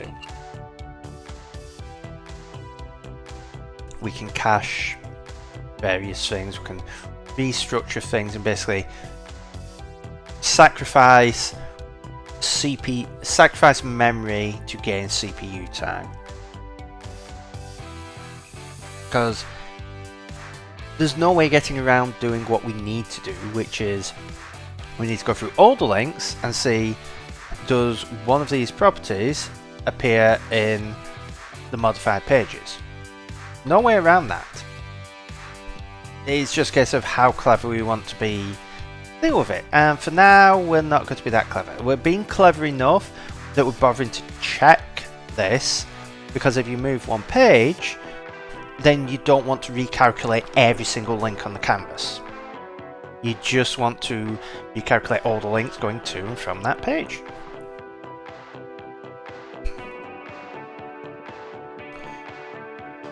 So, get the affected links, and then we can do self.recalculate, and then off there.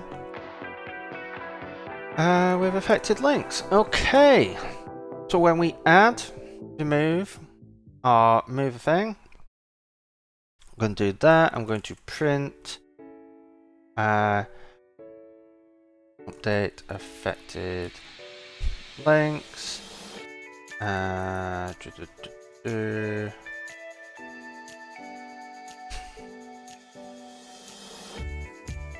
Okay, so if I build them then,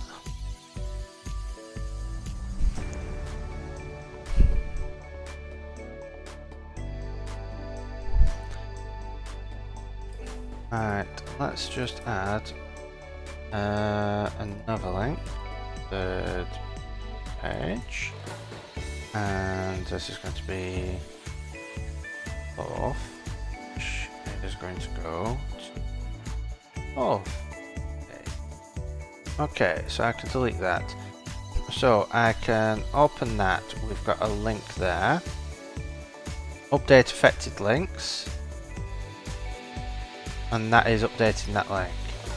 If I update this, so that's updating one link. We've got two links changing. If I go there, we've got one. That's changing two. If I select both of these, we're changing three. So you can't see them, but there's a link going from there to there, a link from there to there, and a link from there to there. And what this is doing is, if I move this, we're getting two changes because this is the links going between those. We only get one because this is only affecting this link. This is affecting two because it's affecting that link and that link. This is only affecting one link. But if I select two of them, it's affecting all three links, and if I select them all, again it's only affecting all three links. So yeah, we now have this working. So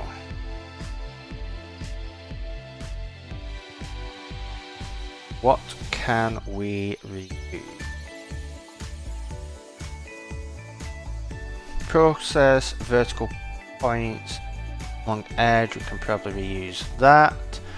Process horizontal points, so yeah, processing points we can reuse. We may even be able to...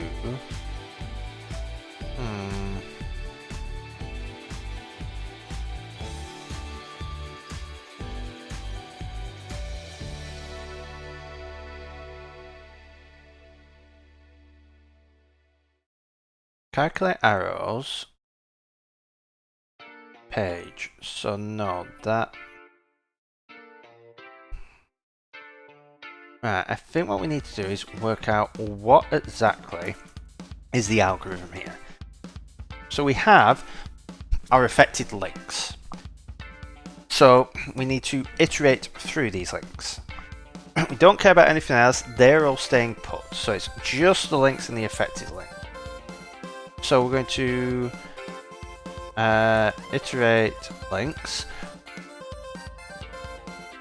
For each link, what we need to do is to determine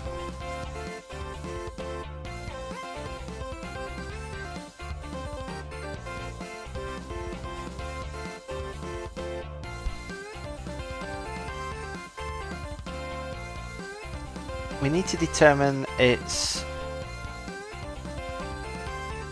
start point and end point. Start and end point.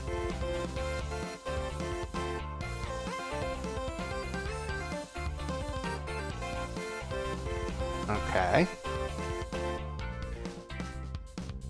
So calculate basic start point and end point, which is always going to be the center of one edge to the center of the other edge, and it should always go opposite to opposite. So like right edge of the source to left edge of the destination, or top edge of the source to bottom edge of the destination, and vice versa. So we calculate the basics through all the links.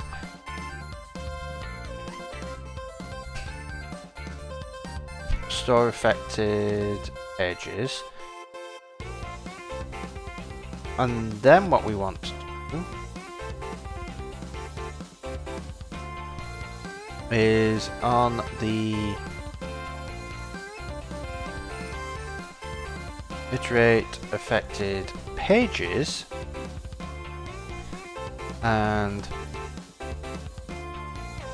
position, adjust positions along edge.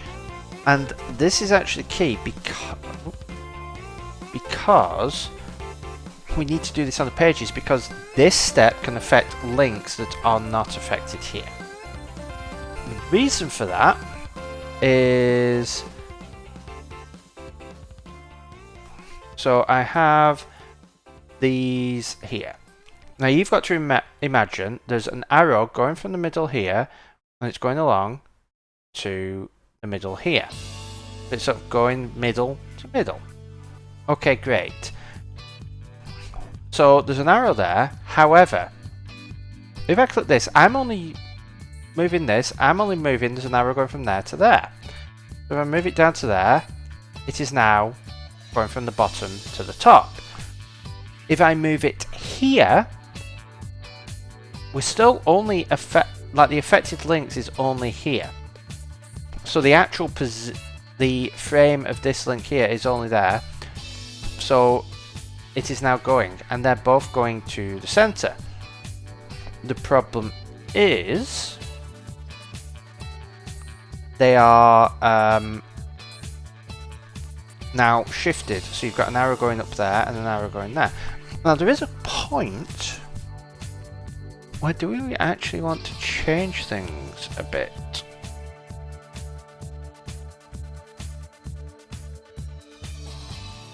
Could we?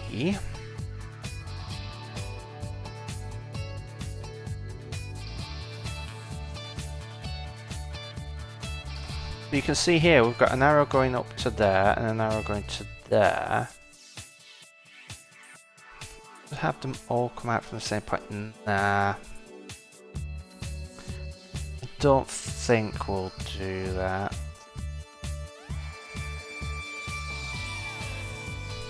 Because then it starts becoming a bit iffy in places. Especially in terms of the drawing. So yeah. So we need to go through the links, calculate start and end points,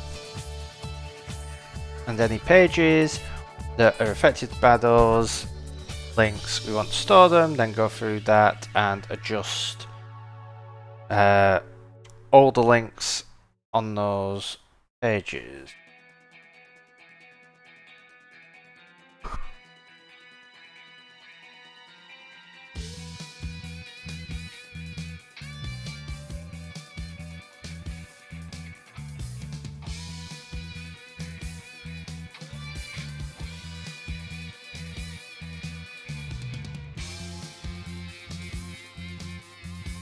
Need to get the links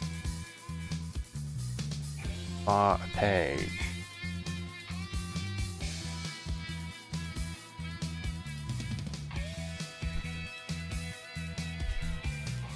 Which means it could be beneficial pass in the modified pages.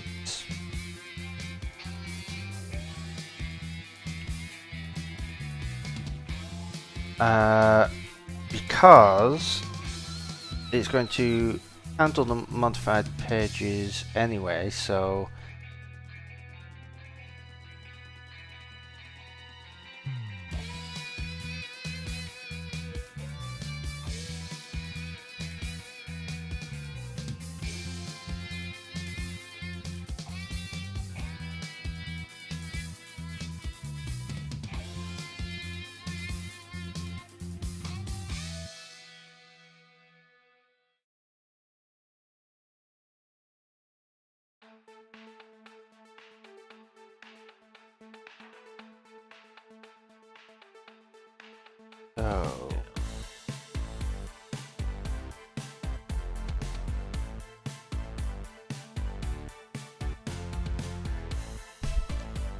the other option is go through. We have the affected links, and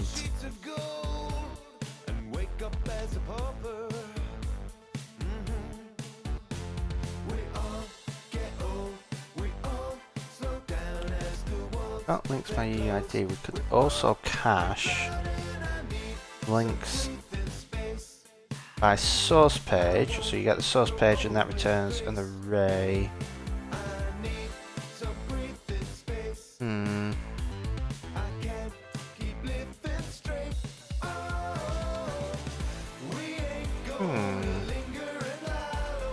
Yeah, because we've got the links.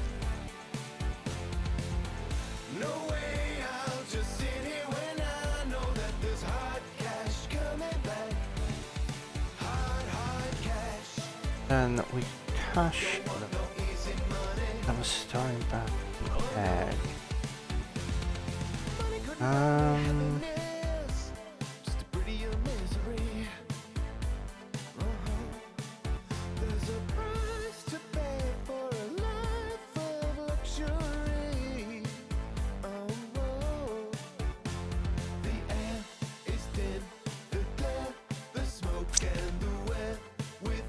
Yeah, let's implement it basically, and then we will make it efficient.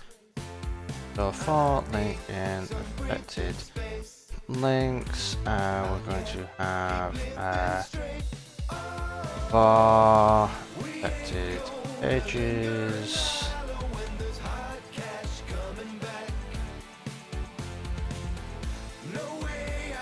Set of page.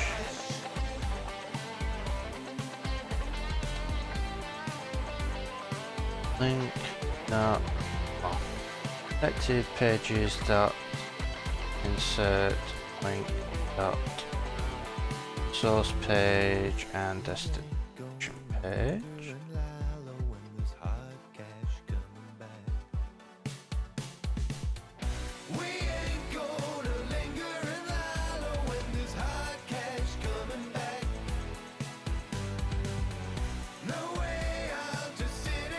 Some page.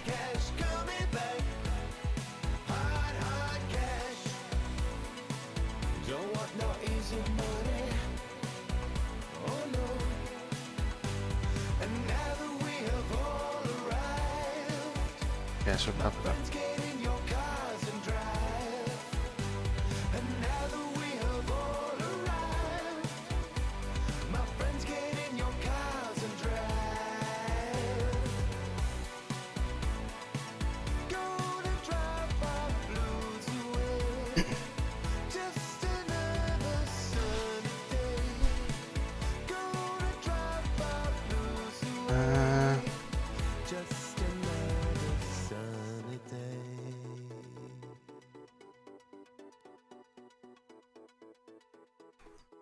I'm going to want that.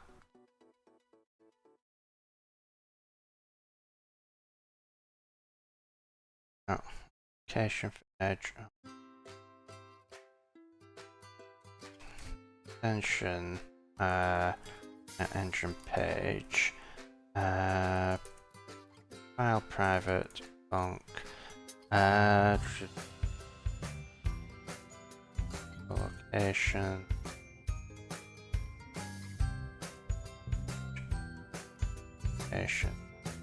Or edge. That's good. And let's see. Point.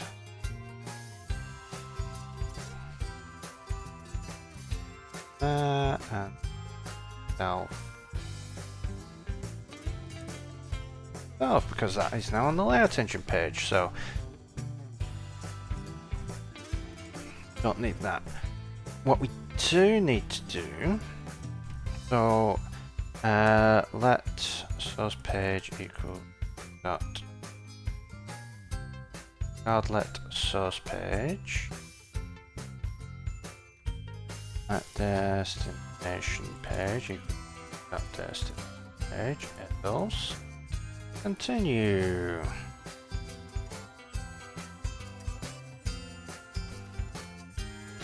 We'll insert the source page and destination page to the affected pages.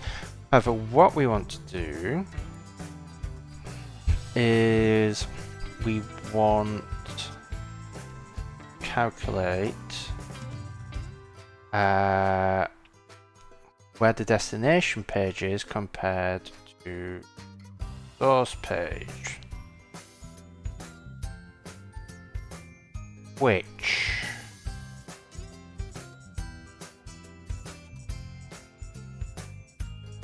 page from parent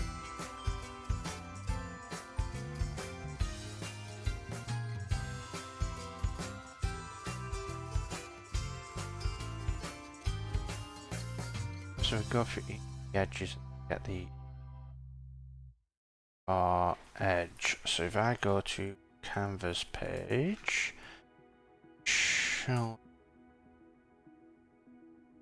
oh, is it layout and page, children for edge? Okay, yeah. Then we get edge parent. Check the edge. Check it.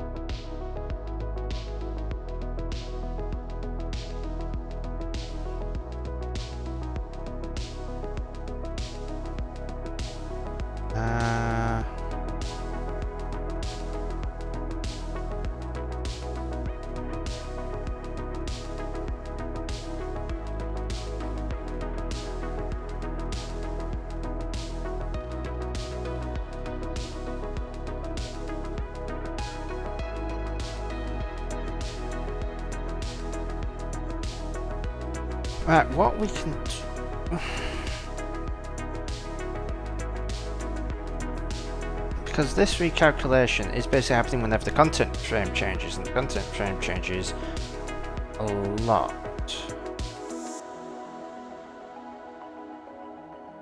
So what if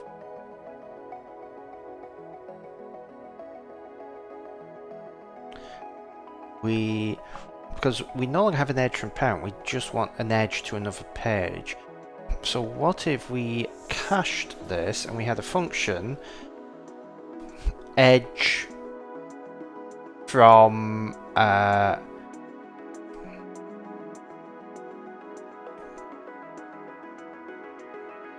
edge from parent, edge from a source page. When you pass the page in, it will calculate it and cache it, and all this is going to do is clear the cache. Because we're not going to be able to recalculate edge from... do we even want to cache it at that point? Because we're not going to have the children to be able to go through. Yeah, let's not cache it. So parent frame self.parent, I'm going to add that. I'm going to do func edge from edge source page,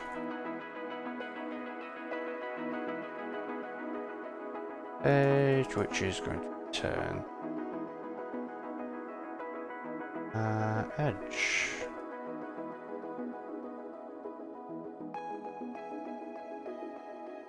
Actually, we don't need that anymore because that is not no.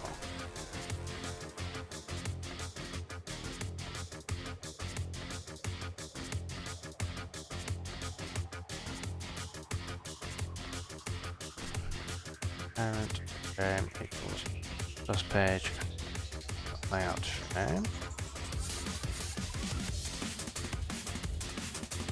page.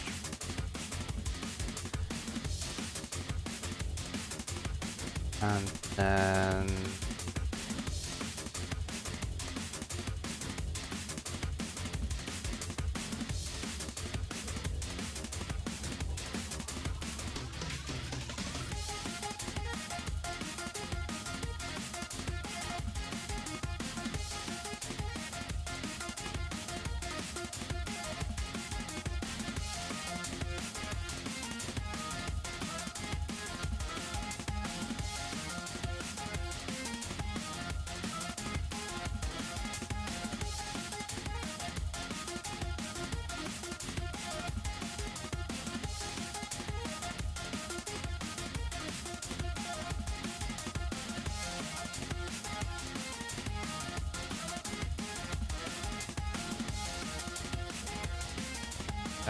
now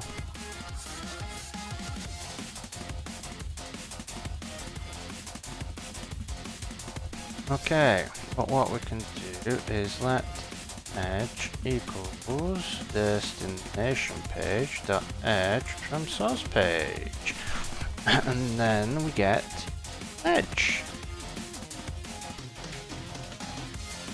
and then we can do let destination location is going to equal destination page dot initial array location for edge.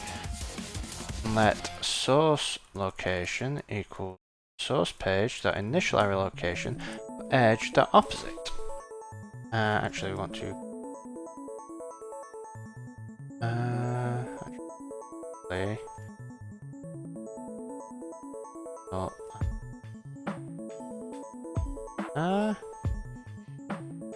let's just get rid of that.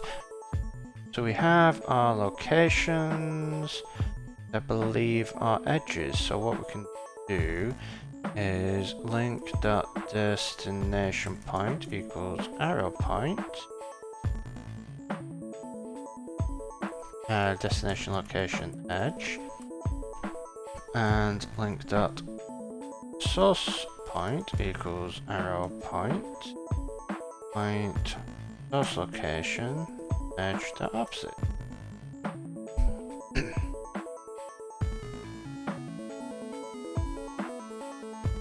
My attention page does not conform to protocol hash.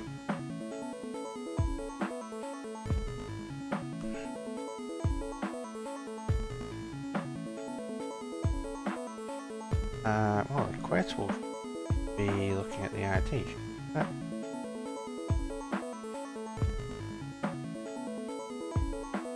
Yeah, so we can implement hashable.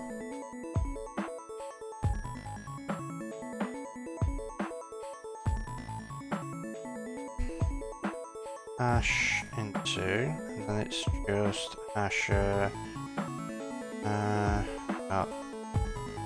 combine self.id.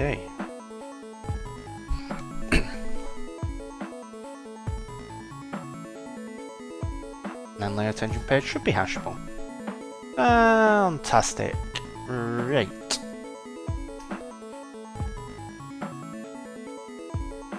Now,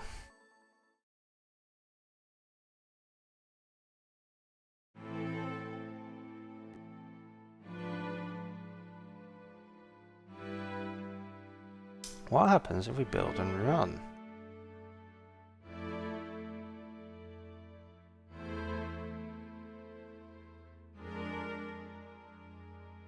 Oh.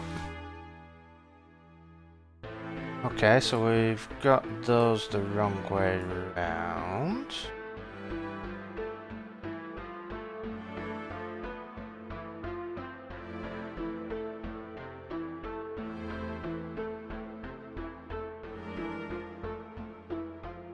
Edge.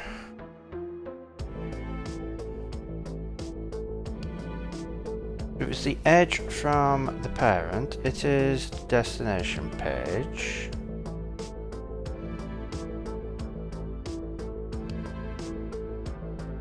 Yeah.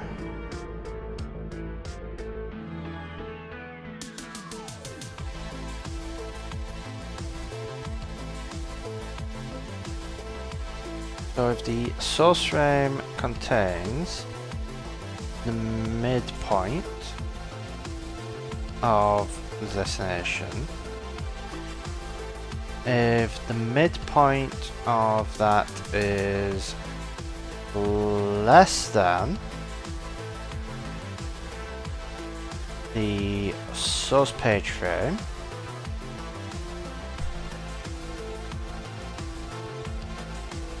dot midx. So if our destination is to the left of midx, yes, so they are, they do need to be swapped. Because the edge,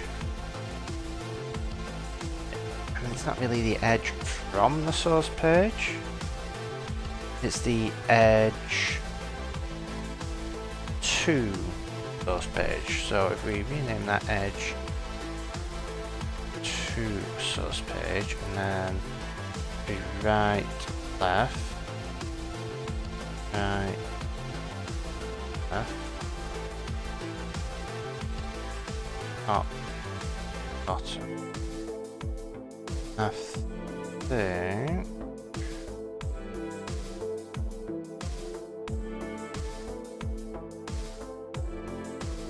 yeah, we're going to have to right, bottom, left, bottom, up, up.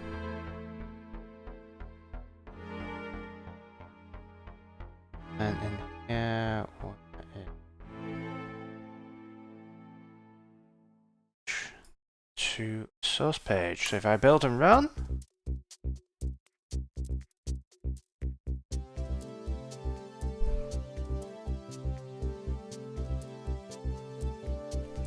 don't currently have them there, but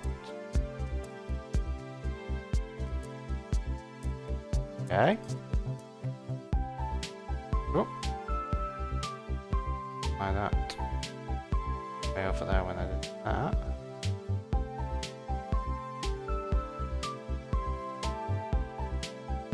Oh, I know why.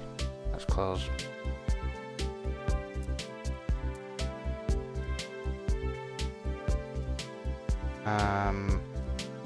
That's a new canvas, and that's the canvas. So if I add first page, that is going to there, that is going to there, that is there.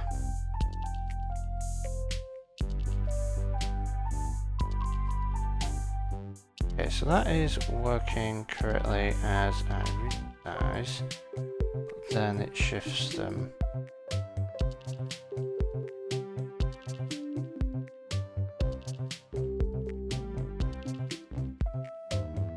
So that works. That works.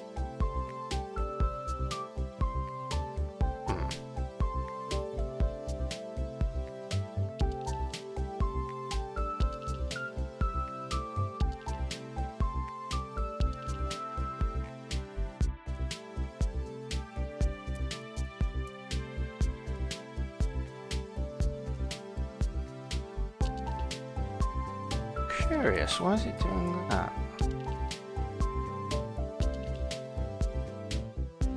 Like, it's correct as I am dragging it around, like it's working perfectly.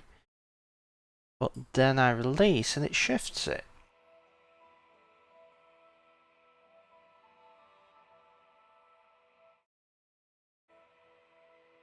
Perfect again. Shifts it.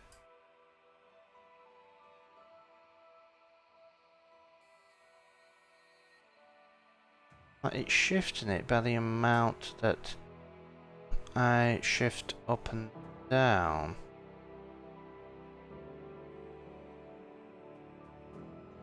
That is correct.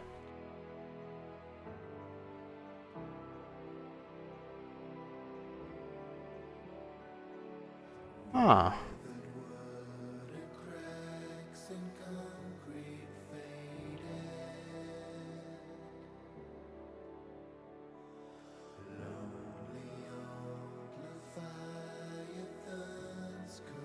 Has it not? That's it. So it's recalculating correctly.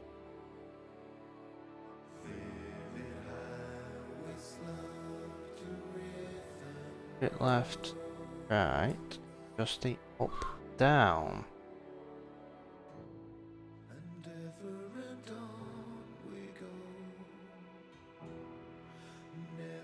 Aha! Works fine there. I know it's something that I moved out and I need to move back in. Canvas layout engine.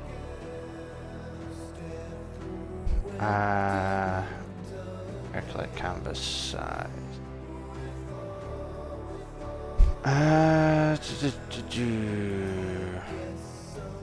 Because I do that.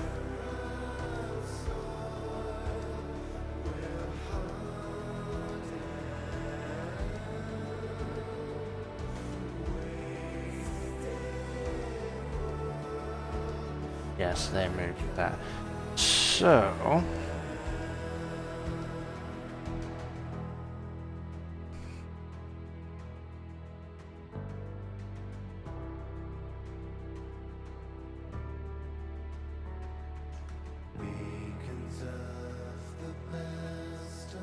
page.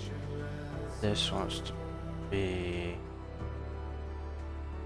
if links have changed.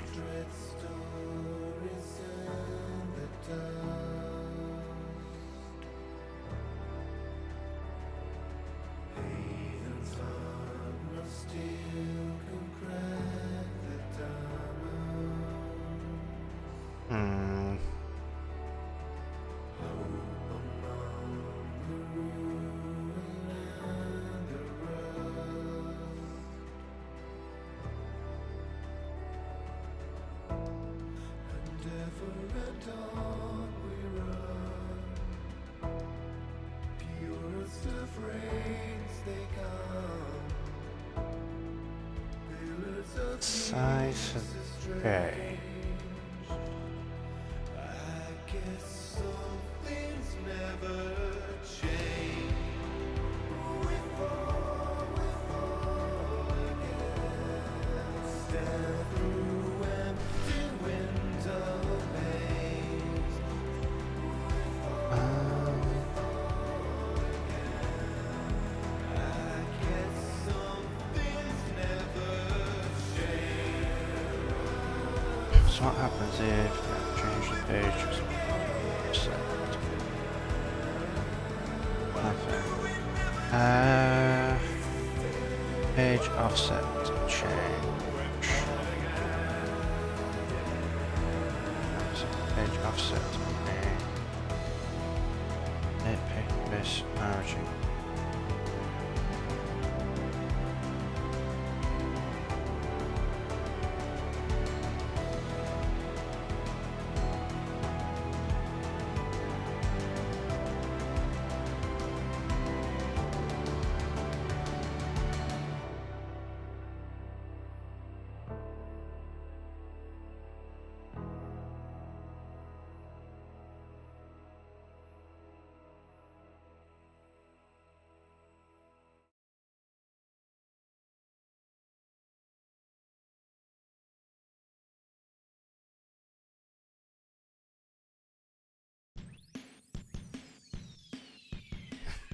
Right, so what I want to do is function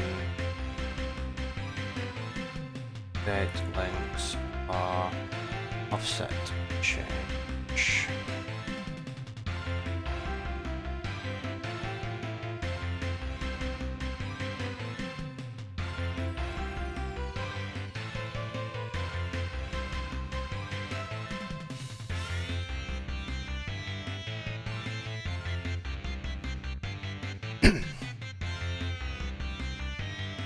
Links change.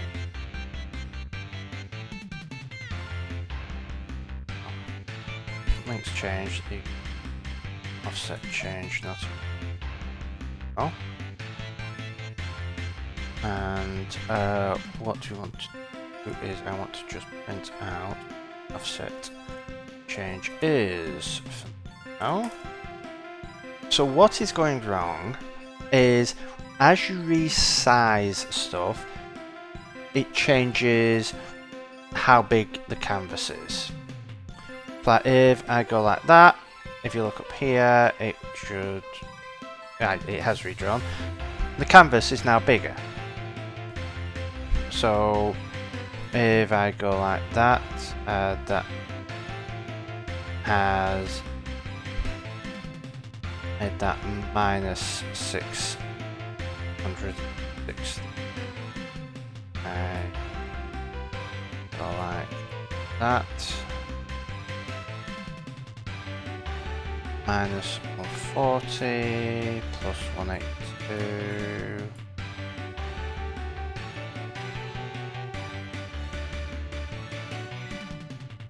So if I open that,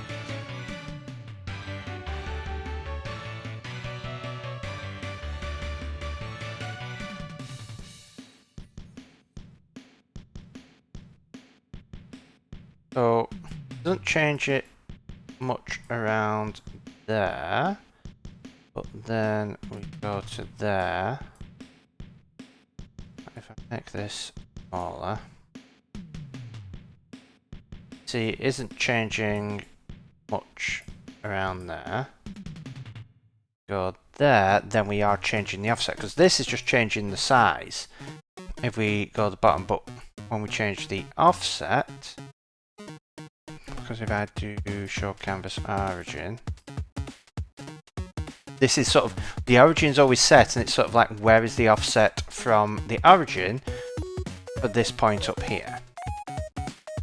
So when we go like this, we have increased the X offset by 134, increased the Y offset by 134. So if I do that, that is, so we need to subtract any offset change from all of our links. So for link in self.links,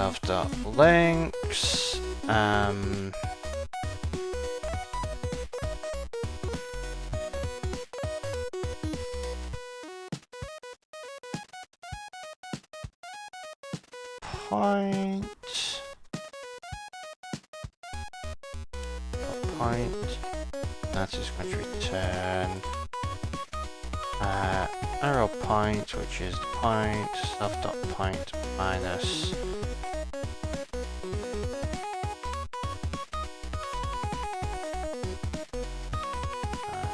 adjustment self.edge, and we're just going to do link dot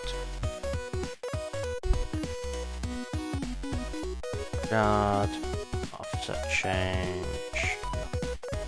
0 is 10, and then the sub point equals link dot source point dot adjusted by the offset change destination point. Okay. So hopefully, if I create this,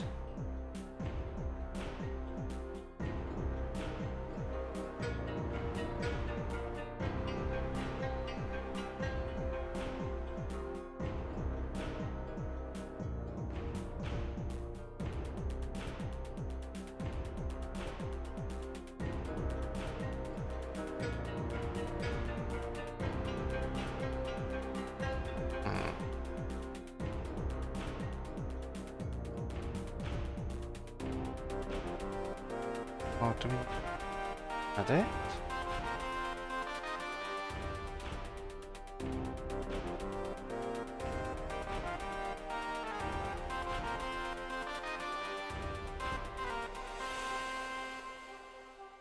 There we are.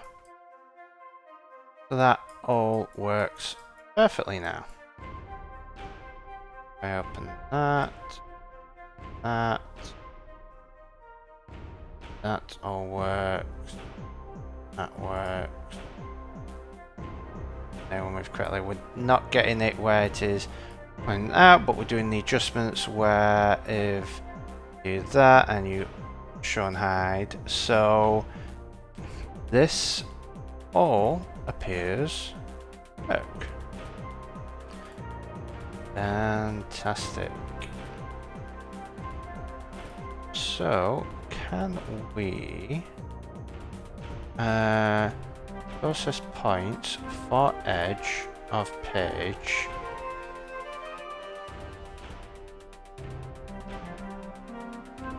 if there is parent arrow point?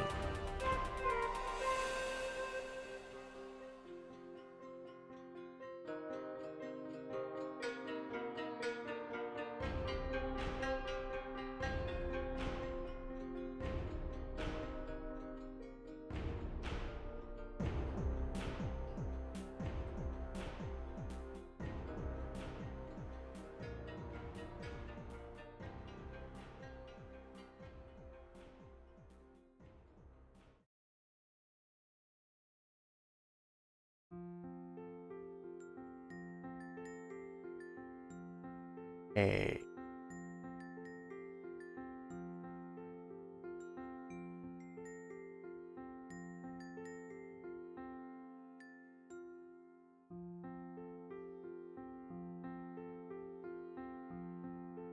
So let's uncomment that up to. So I don't think we need the parent because we can actually deter, because what we wanted for the parent is this going into rather than out of, but we can actually determine that because we're saying process these points for this particular edge on this page.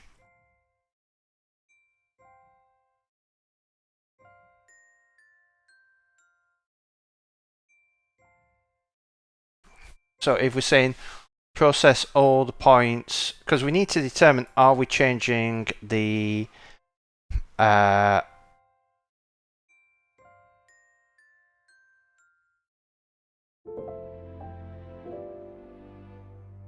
we want to create the start point based on the point we're given.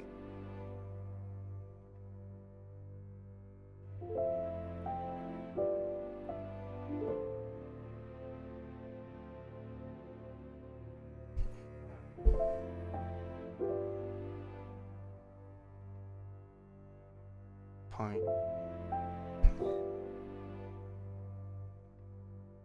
That's not going. Can do use some of this.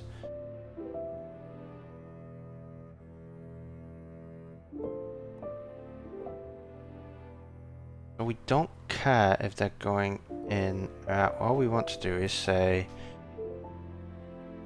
process these points.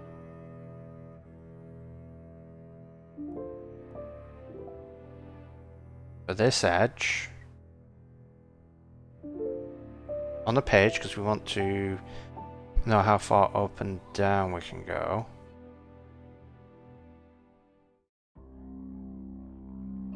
So we don't care about returning anything.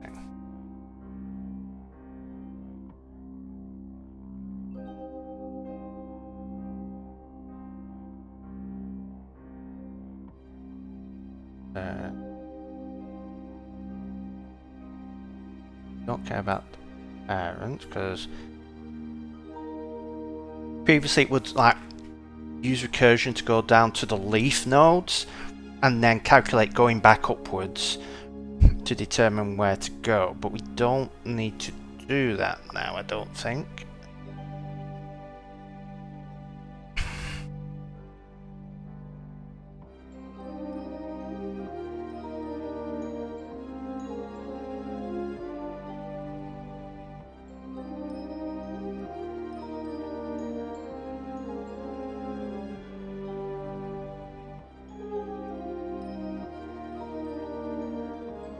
So I'm going to want private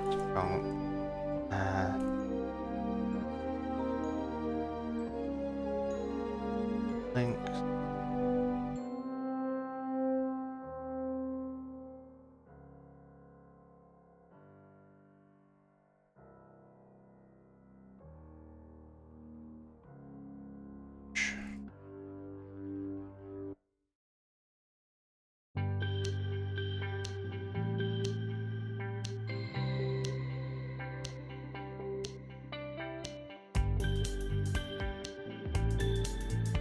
Okay, hope you chose Go Well, Kieran. Right, so links for page. Pay attention page. No, that's going to return later attention link, which is self.links.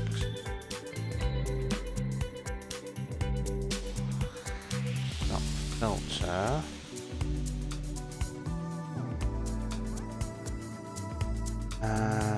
Dot zero dot plus page ID. Page dot d or dot destination page ID. Page.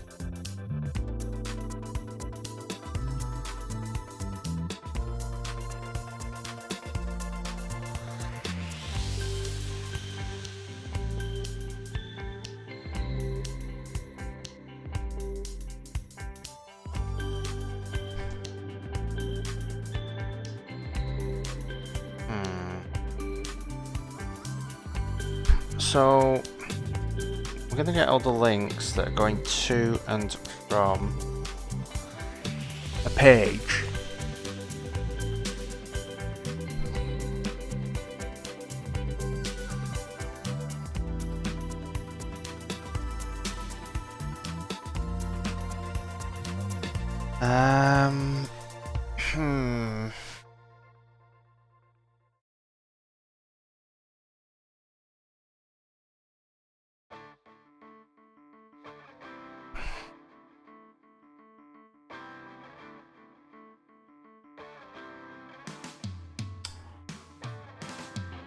How am I going to do this?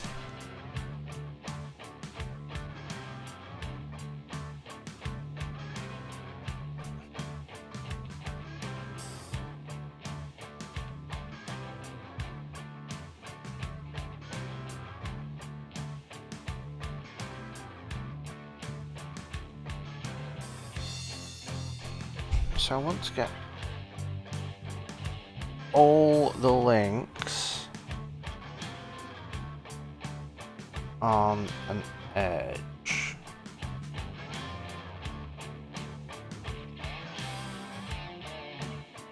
On an edge of a page.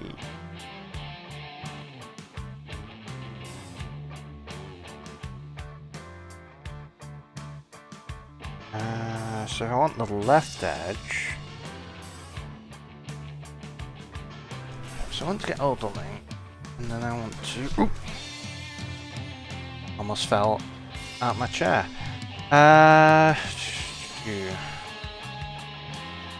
Don't lean back in your chair as you're moving forward. Bad things may happen. This is your tip of the day. Do not kill yourself while coding. Not ideal for productivity. Right. So if I have all the links, all I want to do is see they're all for a page. An edge, I just care if the ID. Oop. Now I dropped my pencil. Hey. So I need to check, is the source ID the page, and yes, I need to further filter it.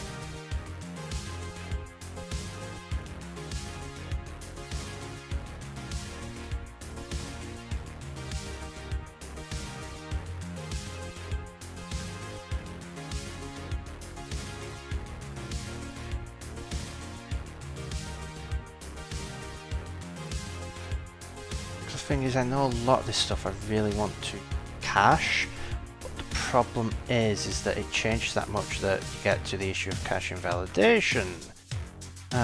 For page in affected pages, let links equals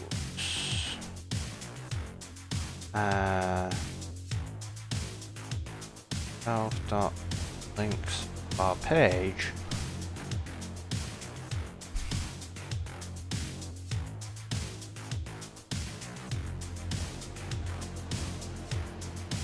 And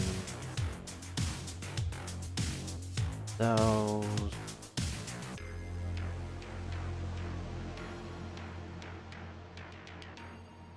extension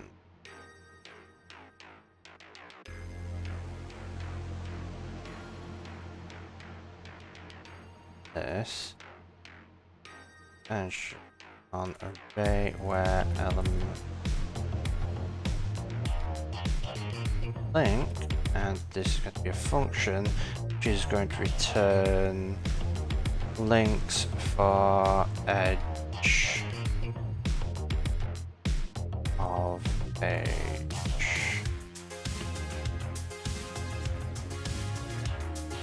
And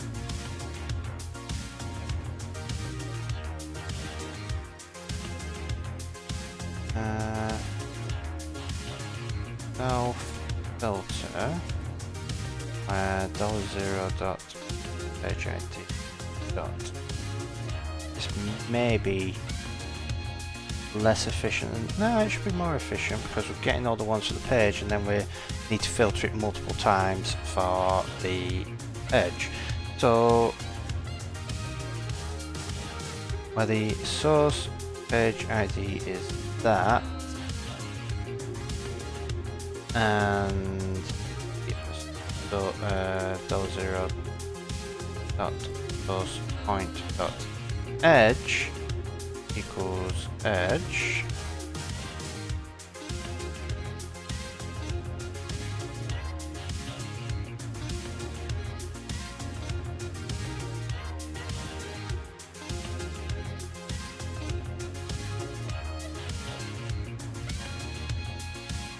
or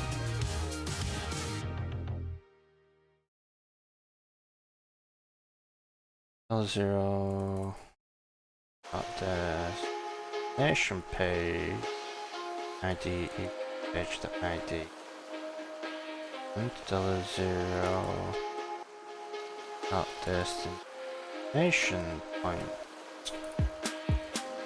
the edge.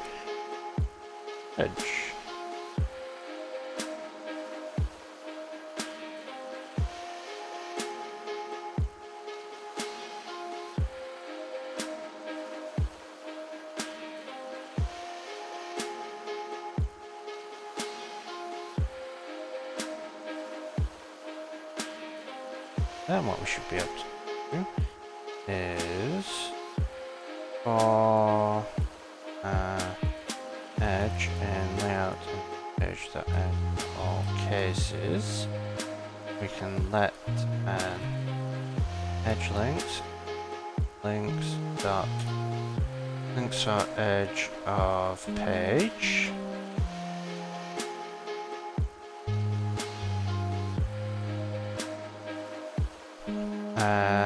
self process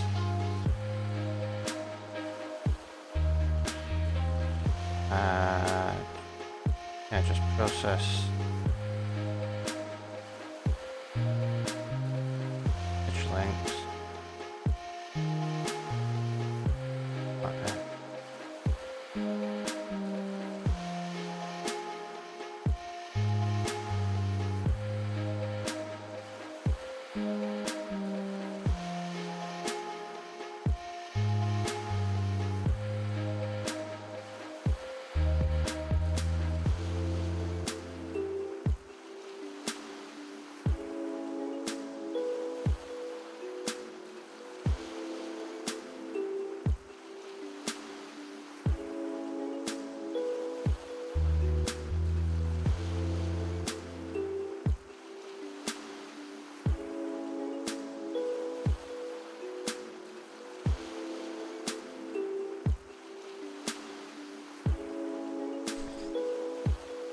Oh,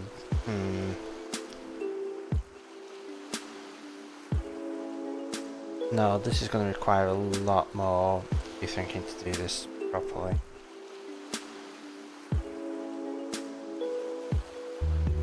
Because what I probably need is some sort of context object that I can cache a bunch of stuff on.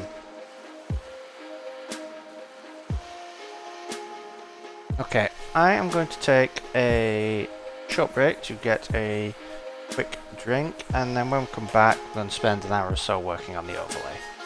So, I will see you all in a few minutes.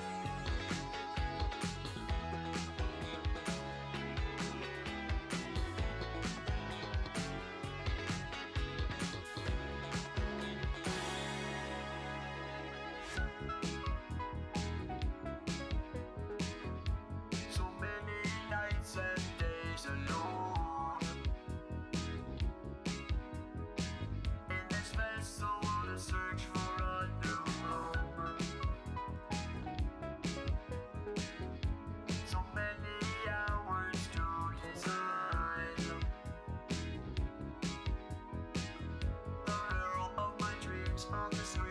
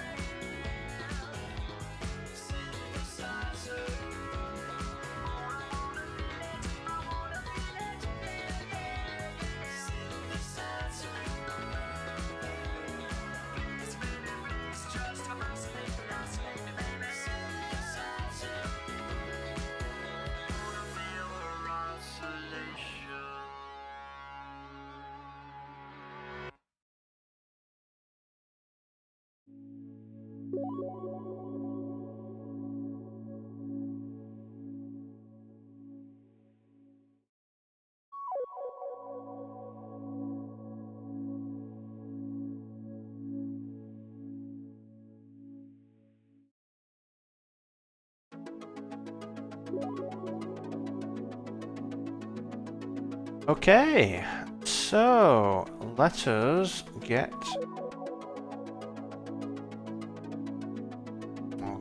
Coppice. Launch. See.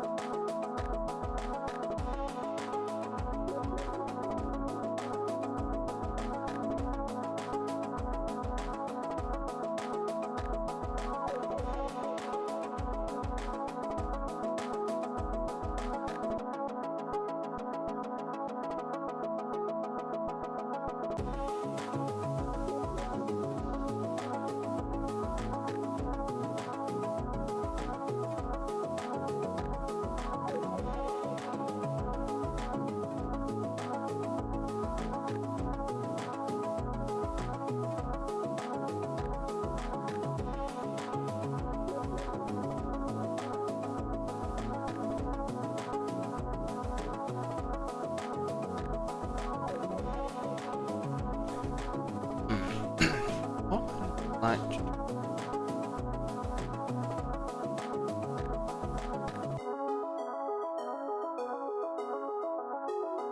is there a way in TwitchLib to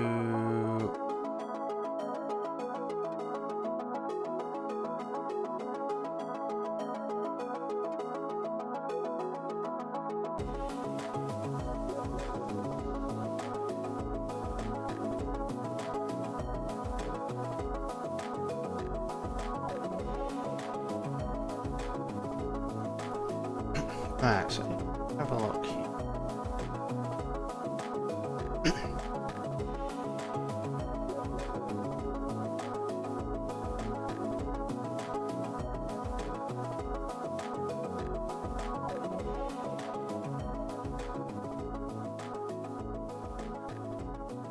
Obviously, shot.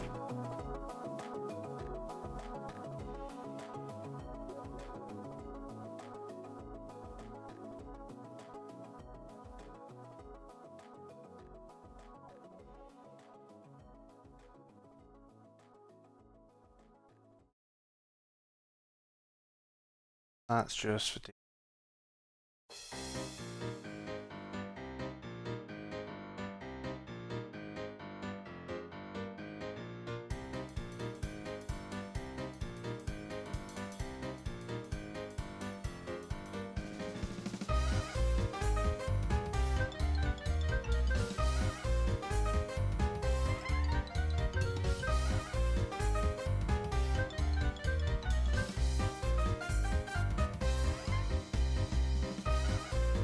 Have all the events.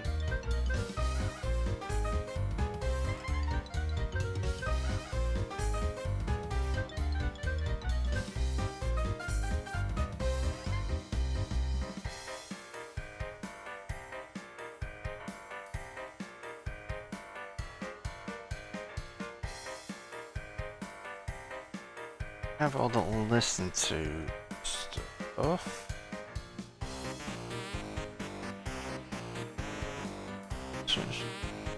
And pass JSON text to message passing. and past. Okay, so if I go to the Twitch, I go to pub sub, and I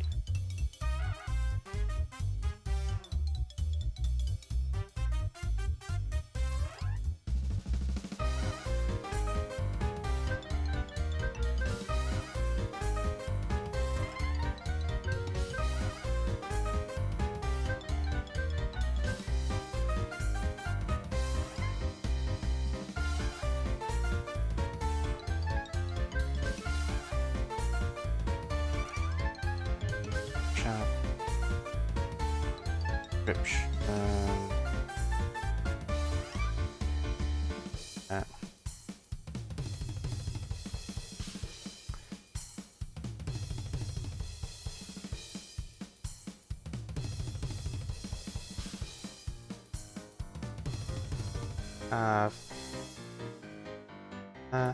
Message via subscription, publish receipt, and the applicable data.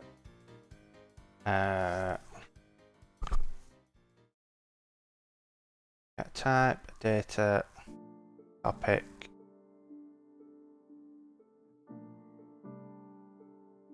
Message.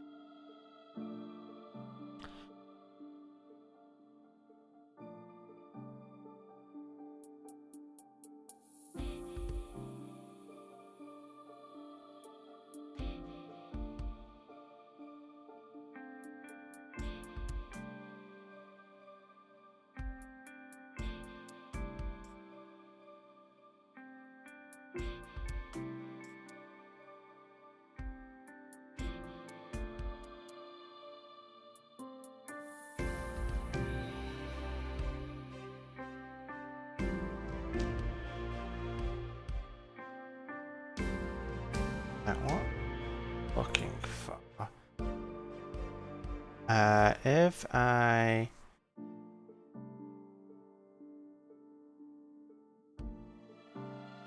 on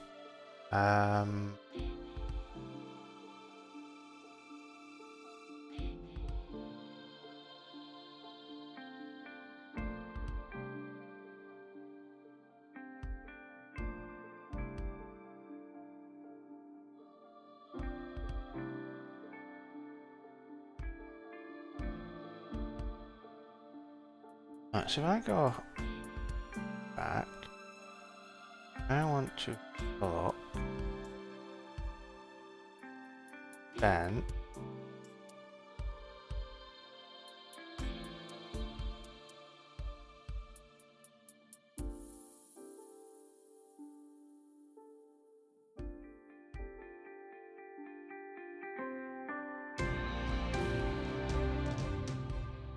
JSON.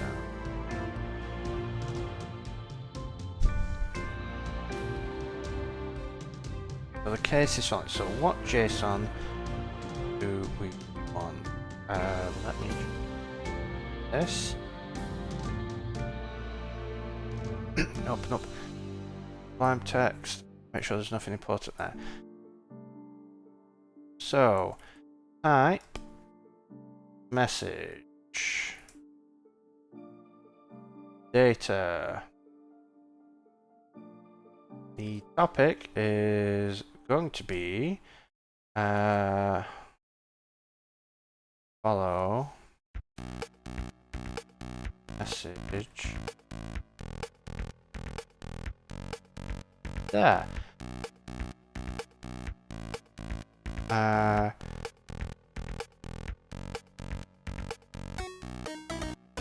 So it's following, and then we're going to go to following, and there's going to be display name. So I'm going to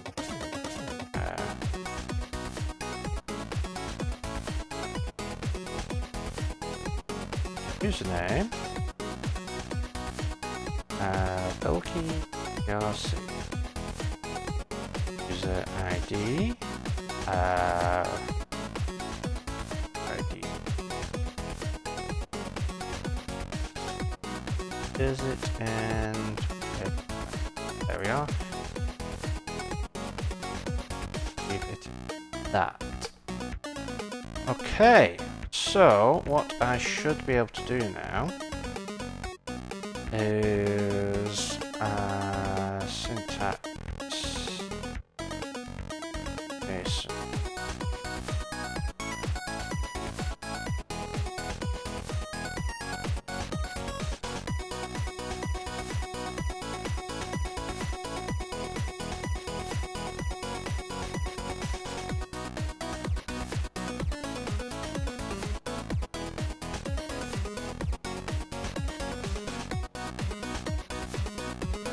There.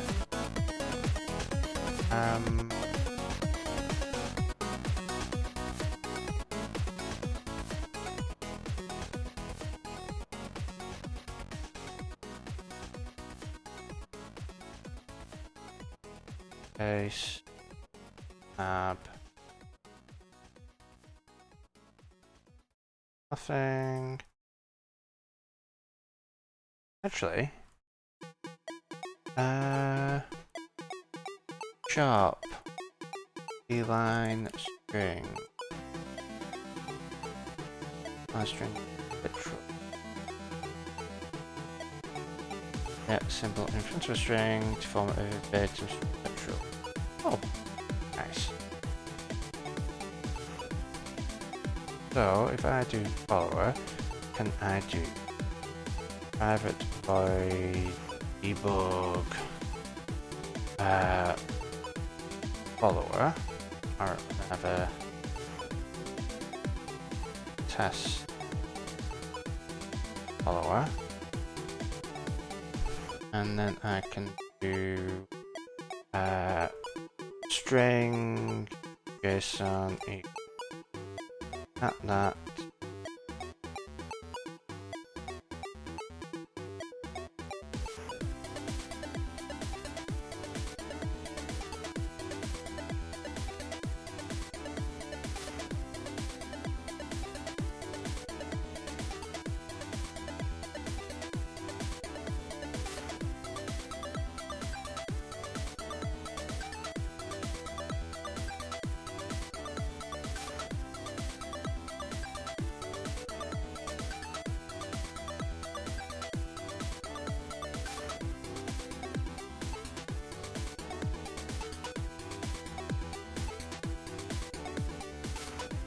Nice.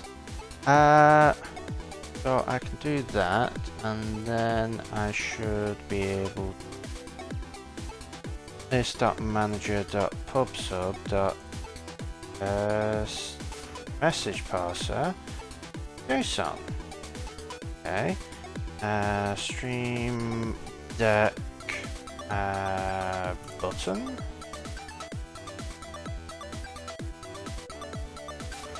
On and form.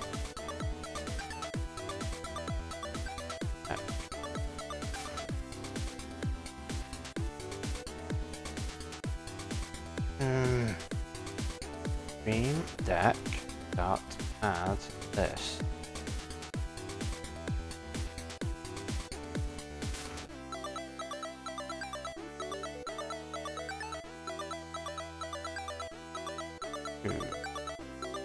Would be interesting to see work.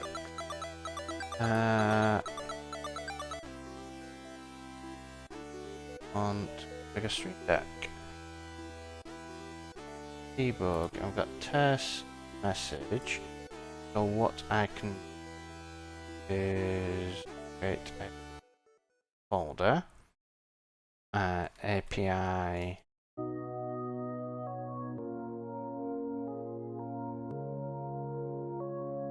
Yeah, I want to invoke method, the test follower.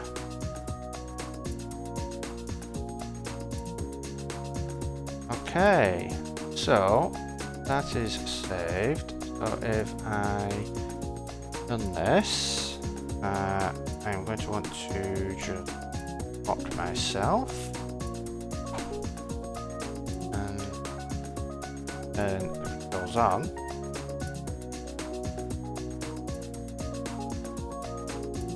oh yes, lock myself before I start this. Okay, turn around. Oh, if I test to follow, index was outside the bounds of array. System.string. Oh, I think I know. Following dot. Let's try that. Go in there. Start. Stop. But you know what I'm going to do while I'm here? Let's select Pokebot.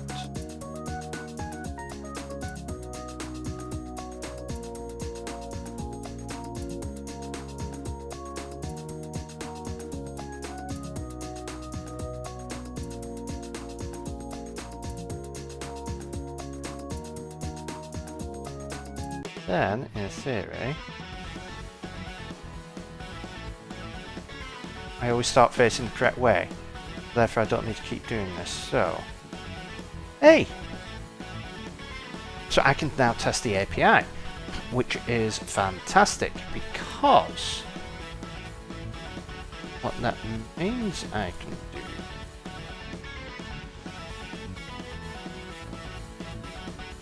is if we go here,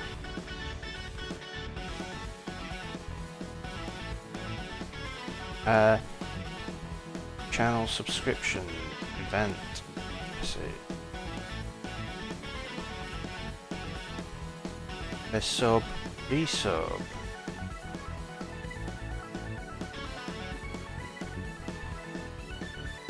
I can copy that to black text.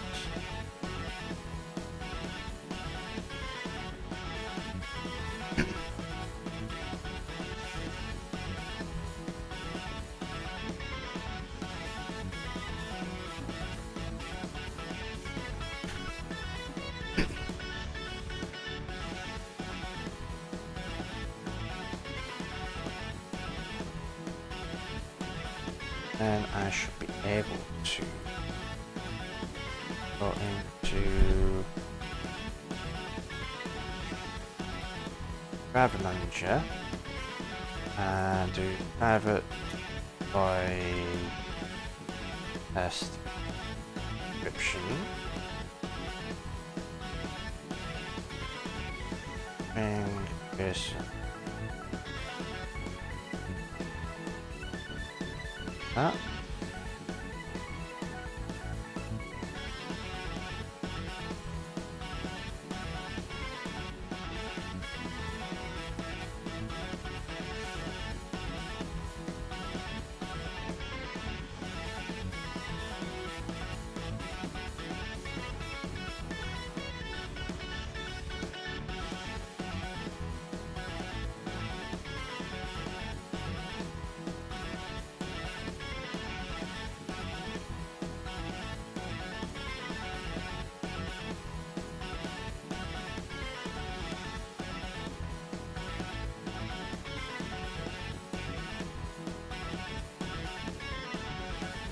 I just want to test GIF sub.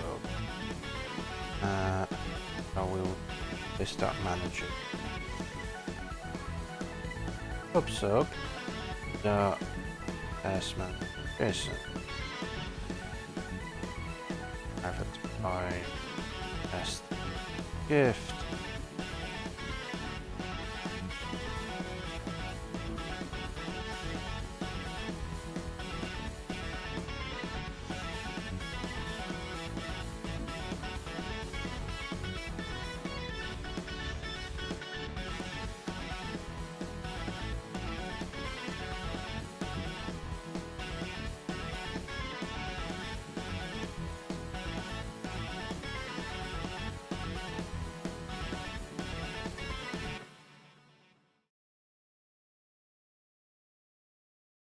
Hey.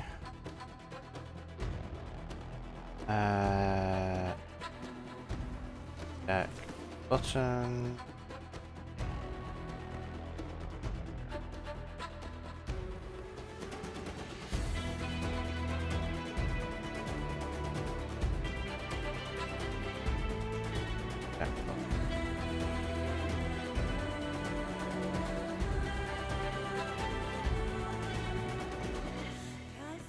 then on my stream deck on yeah, method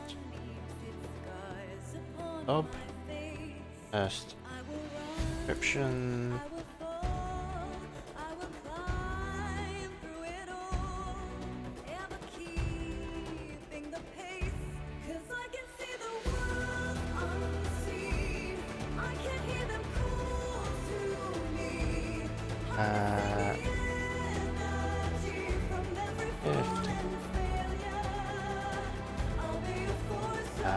test description. Okay, so this.manager.pubsub.on channel description plus equals pubsub on channel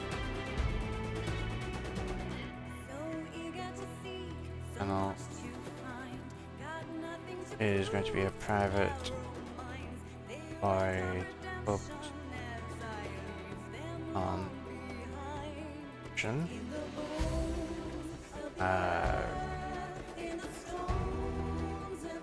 object sender on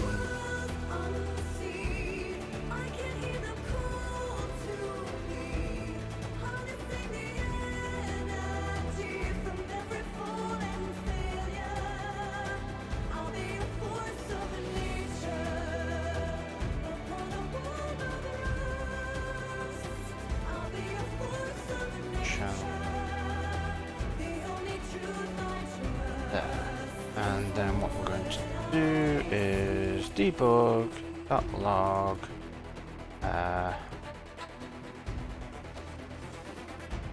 description, and then we're going to check gift is arg.description.a.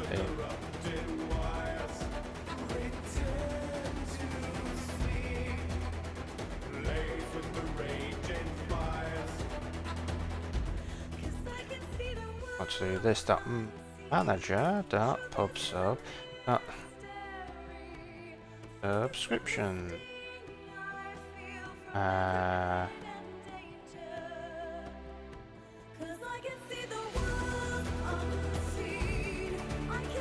channel ID.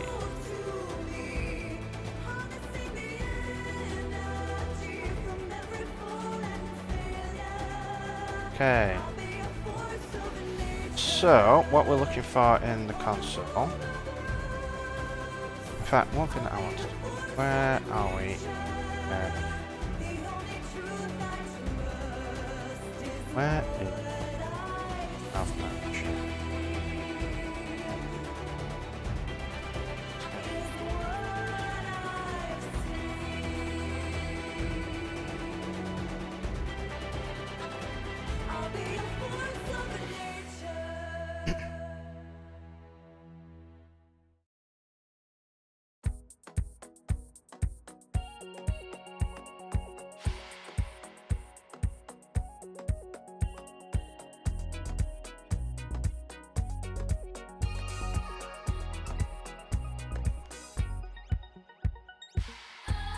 Okay. Now that we've got rid of a bunch of logging, let's do that. So, Apollo does that.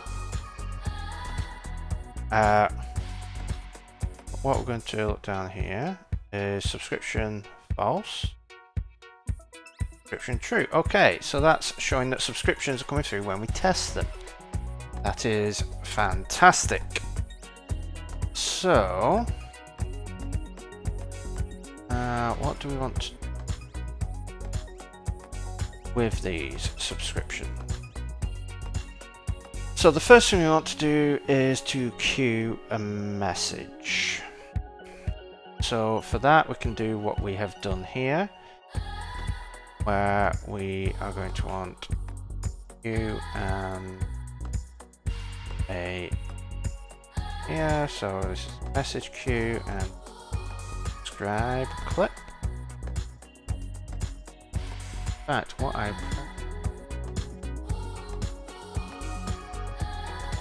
the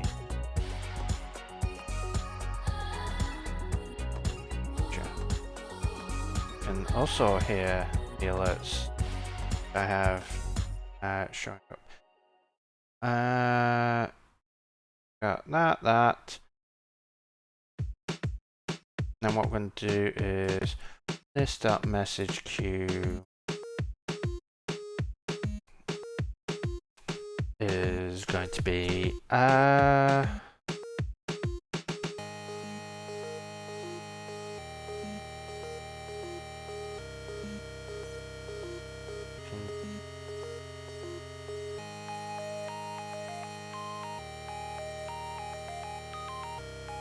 name equals dot subscription dot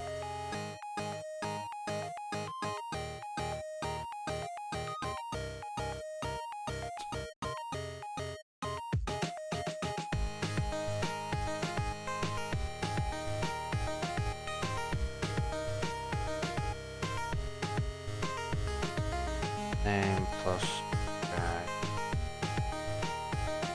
drive clip. Okay, so we go into here. Select our main script. We've got a subscription manager, so we're going to put grab there. I'm going to drag our face message queue, which is on the bulky bot. And then if we run,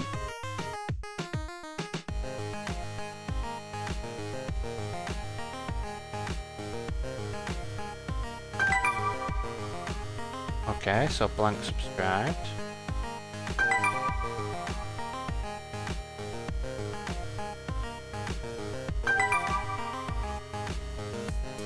Okay, so I'm going to do string name is our, I'm going to get the subscriptions of our subscription dot subscription, and then it's subscription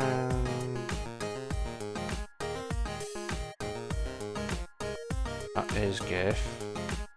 It is a gift. We're going to do the recipient name.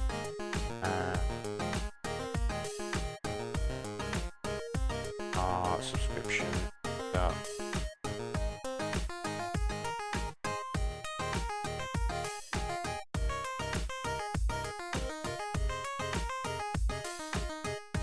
use.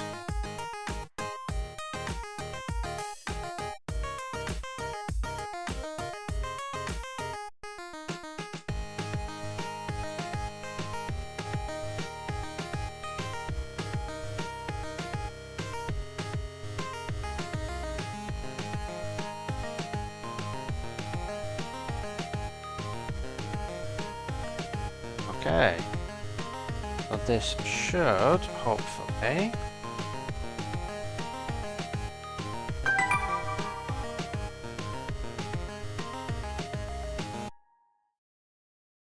so that person subscribed.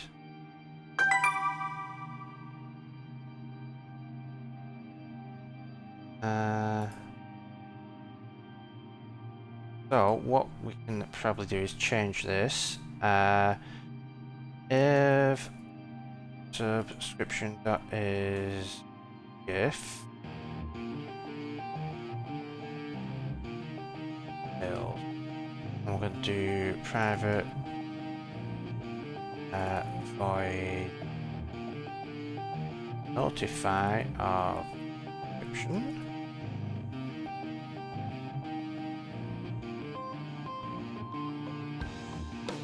Type is that. Panel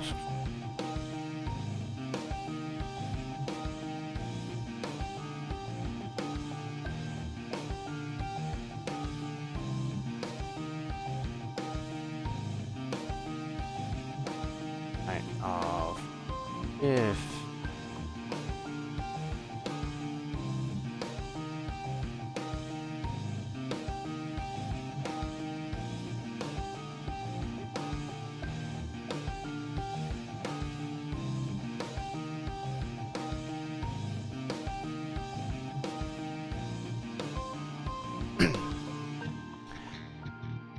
do this dot notify of gift subscription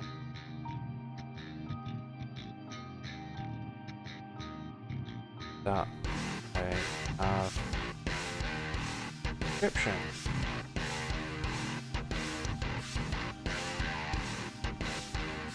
So in this case,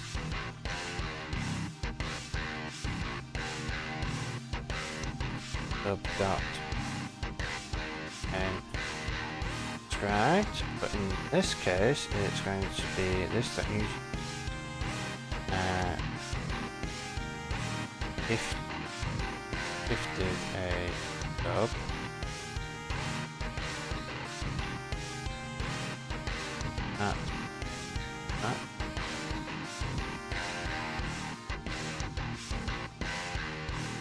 subscription up there.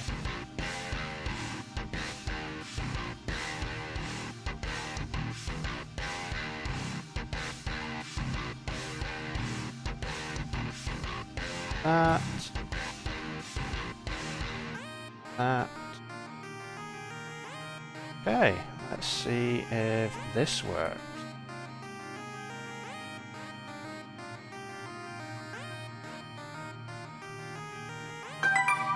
So they subscribed.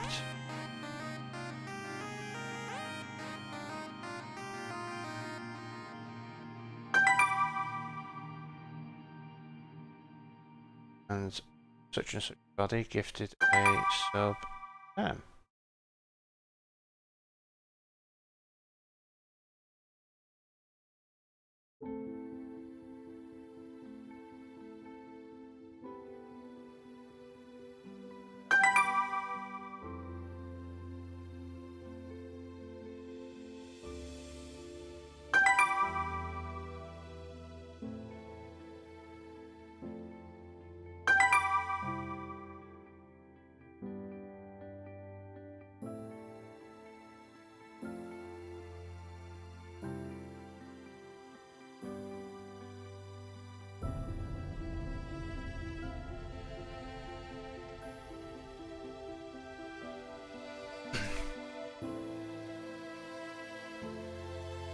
Okay, so the next thing we want to do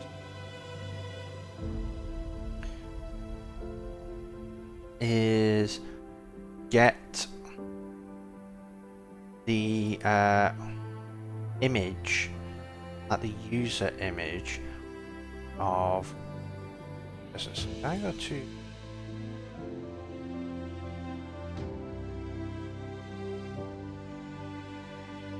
the chat command?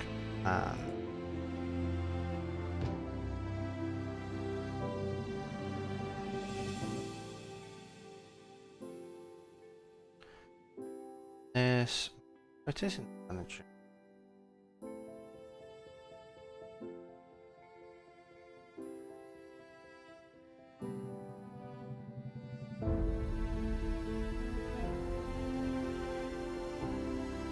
I can subscribe. Do you want to do public mark?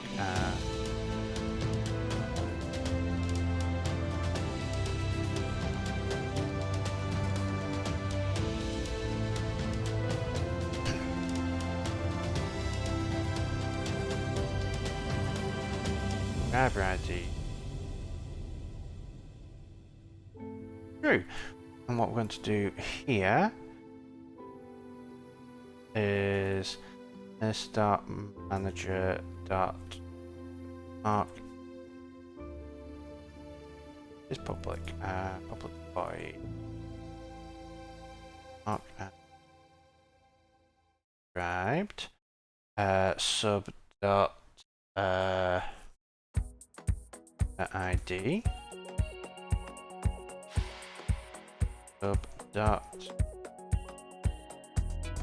recipient ID.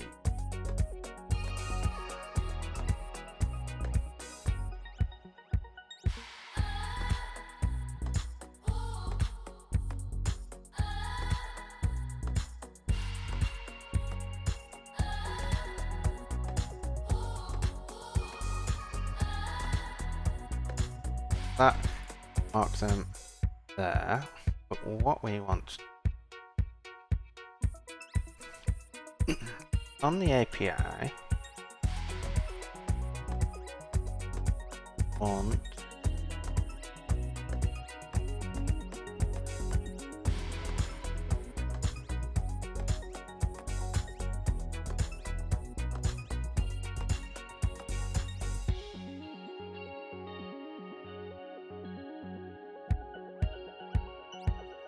Public.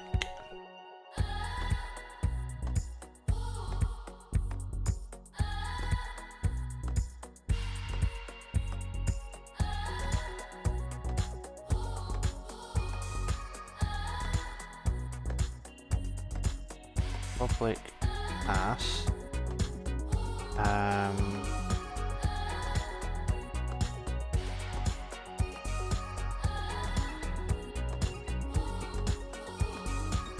Download the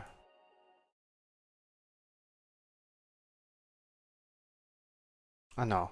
Get avatar. Well.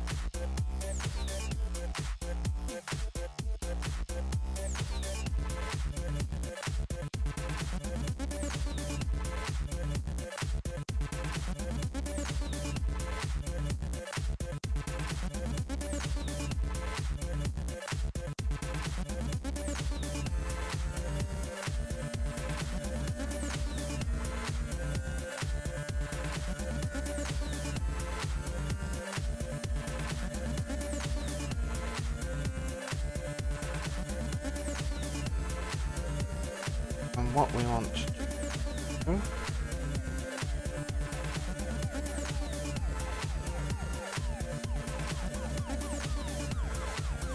is API .helix .user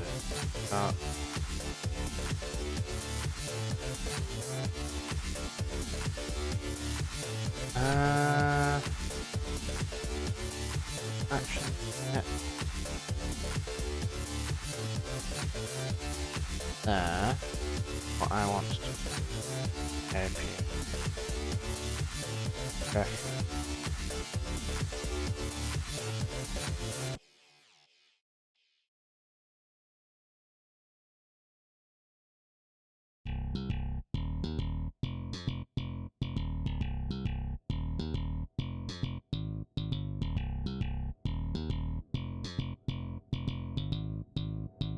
at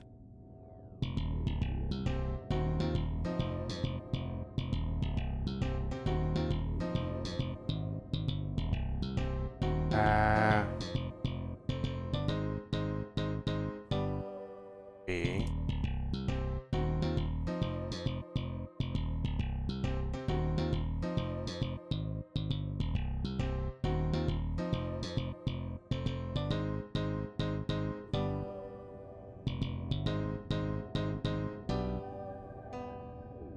if users know that is equals null or you are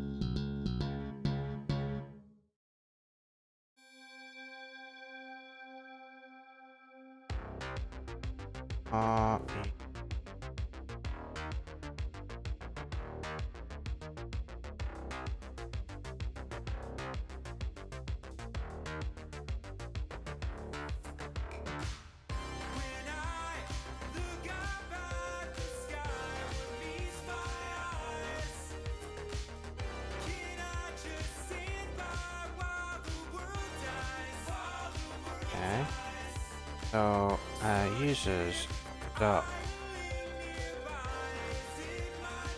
if users equals null or users dot length 0 turn it otherwise you got you got 0 dot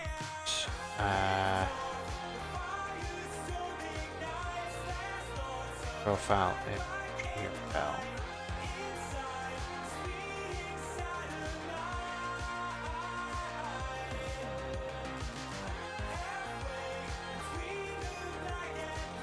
Okay, so we're getting the profile image URL.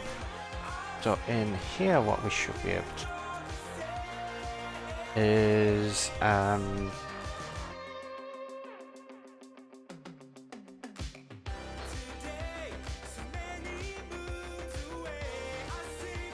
that's not done.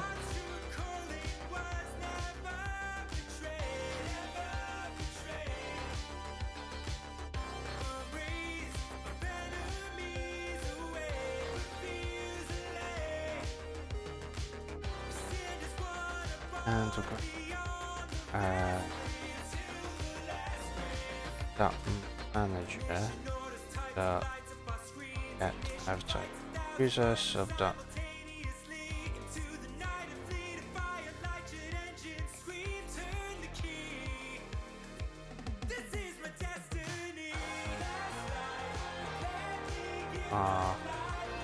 that bug dot log.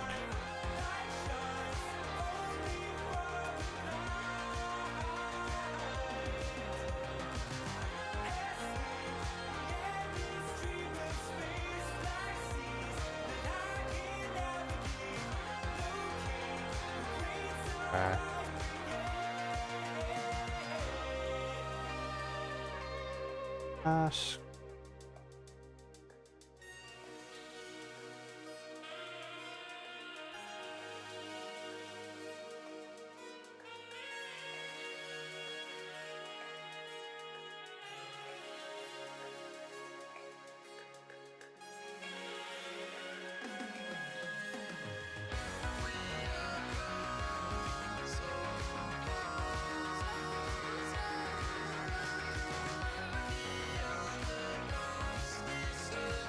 I can't.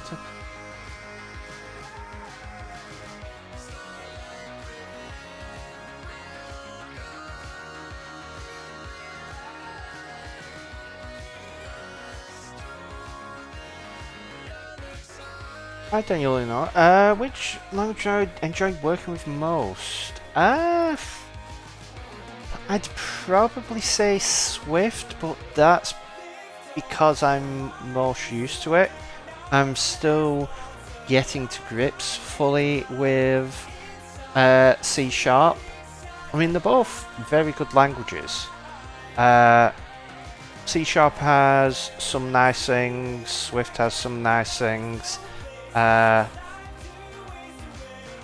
mean, I would say this is easier to do in Swift, but I haven't learnt the async stuff in Swift, so I would just be doing this a different way.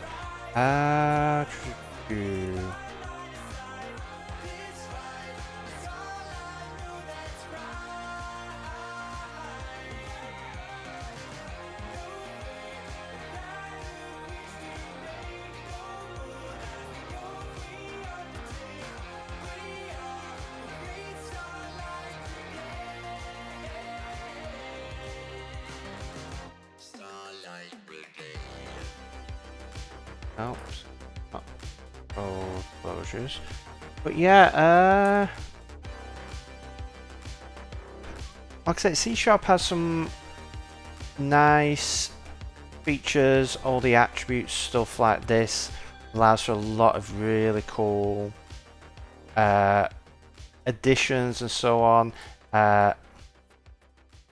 Some of the integration with the tools is very nice. But like I said, I'm a bit more used to Swift, so I mean, ultimately it doesn't really come down to the language as much as to the APIs, really.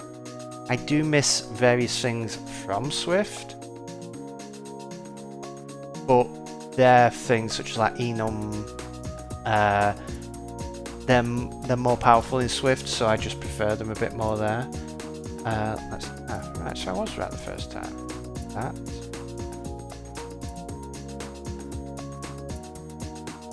That.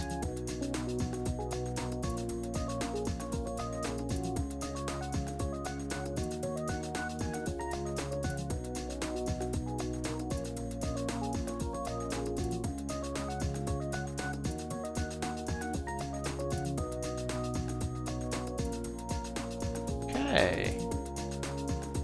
Well, hopefully this works for us.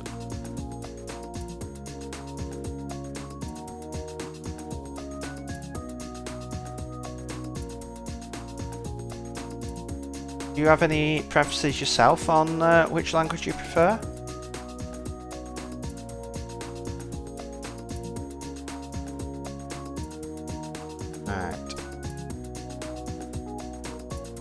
Save that.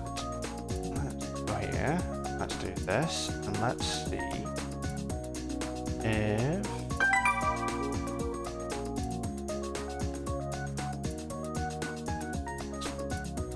there we are. It gets us the URL, which if we copy paste it.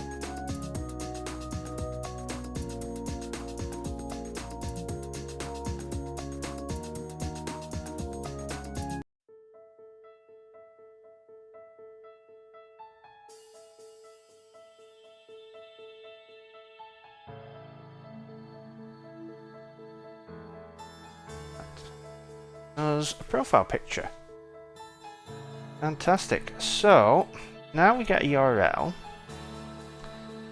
Yeah,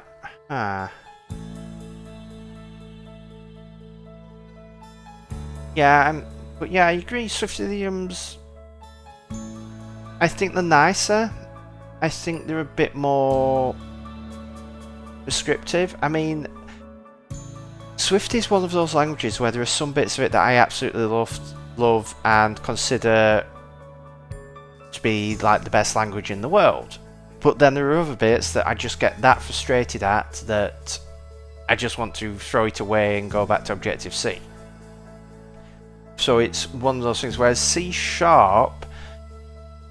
it feels a bit more middle of the road. There haven't been anywhere near as many annoyances as I have with Swift, but at the same time there haven't been as many oh wow moments as you get with Swift. Like the extremes are bigger with Swift, and thankfully it's more of the good stuff than the bad stuff in Swift, which helps a lot. I mean, it would be quite nice if I could write all this code in Swift. It would make certain things go a lot faster because I wouldn't have to look up basic stuff, but that is just familiarity. But yeah, camel case, I mean, I could do camel case, but I'm just being consistent. For me, consistency is more important than things being absolutely perfect. Back from almost all chores, still need to mop, but need to wait for the cat to nap so he doesn't get his paws covered in floor cleaner. Cat's getting in the way. Right, so we get a URL here. So many nights and days alone. In this vessel to search for a new home. So many hours to decide. So, what I want.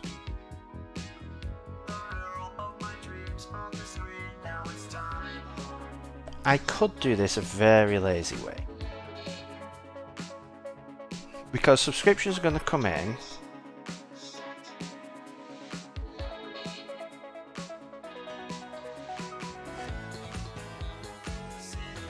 Yes, notation is like it isn't as big a deal in terms of like argument types, that doesn't throw me as much.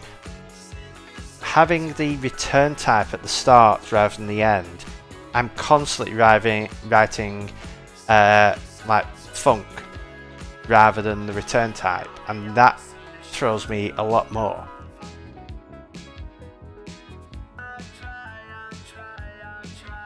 I mean, I've been used to most of my time working on Apple's platforms. Return types have been the argument types have been first, so it doesn't really like. It isn't really that big of a leap coming to C# and dealing with that. And yes, in Objective-C the return types were first, but I wasn't typing like private, public, so on. It's Objective-C is different enough that I get into a different almost muscle memory with it. Whereas C# and Swift and all these other languages look so similar that it messes with your muscle memory a bit more, at least in my case.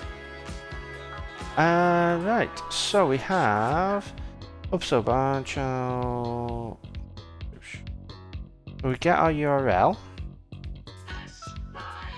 No, I can't do the lazy thing I was going to do because that isn't cute.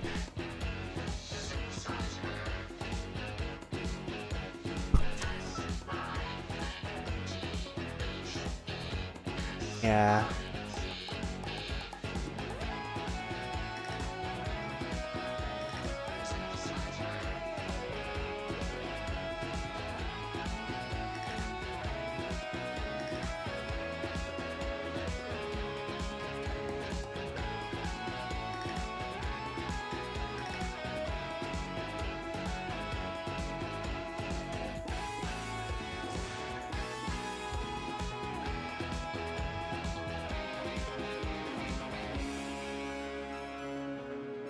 What I'm going to have to do is create something where I can add this to a queue, and then the queue can be read periodically.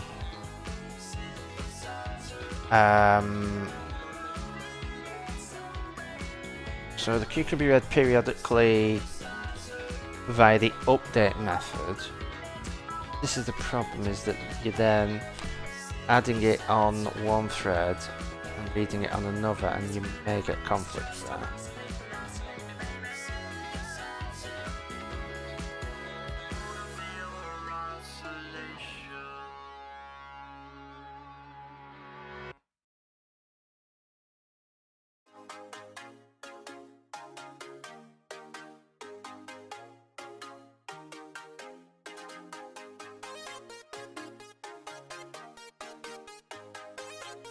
So what I want to do, yeah, I could try it where I just throw it in and see how it works. Because if I get the URL, then I can load texture, and then I'm going to want a prefab that I can then stick onto plane. So yeah, we'll probably do that on Wednesday. If I was making a 2D game for iOS, would I use Unity or Apple Sprite Kit? Honestly, I think at this point the writing is sort of on the wall for like Sprite Kit and Scene Kit. It feels like Apple have tried, but they haven't really got the adoption there, and it feels like Unity is probably the way to go there. At DubDub this past year, Apple released a bunch of open source stuff to add additional integration for Unity on iOS and on the Mac. So you can actually integrate into things like Game Center and stuff a lot easier. If you really don't like C#, then Sprite Kit obviously has the advantage that you can use Swift. But you are then completely limited to iOS. and if you get rejected or anything like that, then you've got no recourse. Whereas at least if you're making a 2D game for iOS and Unity, you can always release it also for the Mac outside. I suppose, I mean, you could do that if you use SpriteKit to release it for the Mac outside the App Store, but you could also release it on Windows as well. So it opens up more opportunity for being cross-platform in that sense. So, I mean, personally, I'd go for Unity just because Unity, from what I have been using so far, is a pretty fantastic set of tools.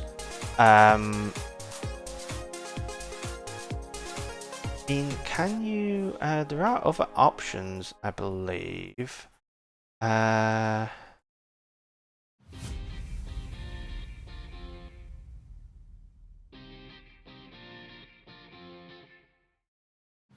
Game Maker. So there is Game Maker, which this support.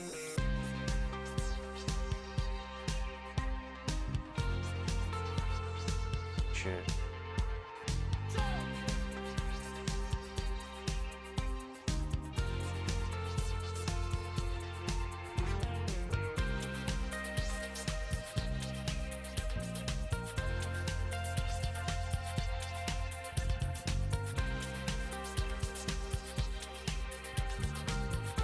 Yeah, so it does cost $10 a month if you want to get exporting to mobile, but Game Maker is supposedly very, very good for 2D.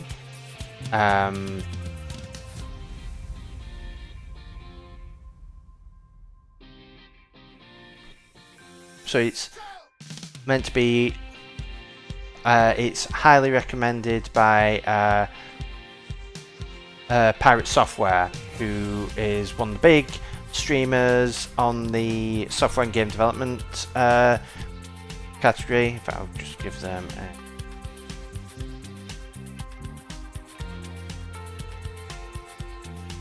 so they have their own game called name's gone, Outbound. Which is made in Game Maker, and that is a 2D game. But you can do all sorts of 2D stuff in Game Maker. There's also Godot, but I'm not sure if that does iOS or not. Oh, released on all platforms, desktop, mobile, and web. And I haven't used Godot, but Godot is an open source framework. Any desktop OS, export to mobile platform, and I believe it is free. Yeah, it's open source donation, and it can do 2D and 3D. So there are plenty of options out there. But yeah, SpriteKit is one of those things of, if you really want to use Swift, then I'd go for it. But in all other cases, I'd probably either, if it's for a 2D game, either Unity, Game Maker, or Godot. Hopefully that helps.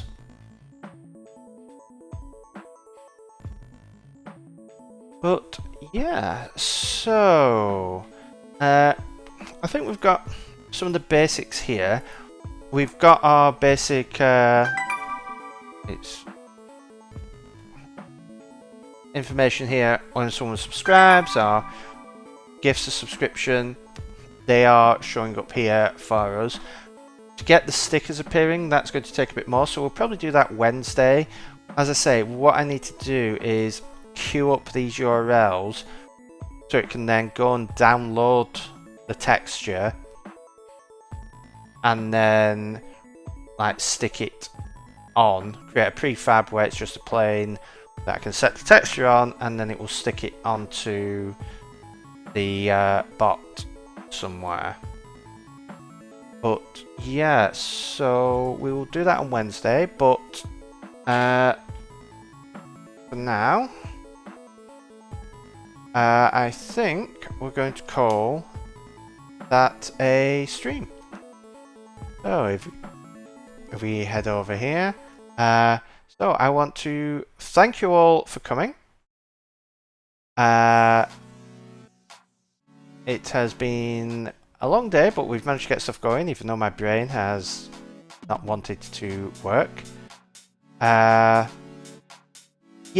Daniel, Swift is nice, but yes, Unity, I agree, is probably the better business choice. But again, have a look at those others, have a look at Game Maker, have a look at Godot, because they may be something better for what you need.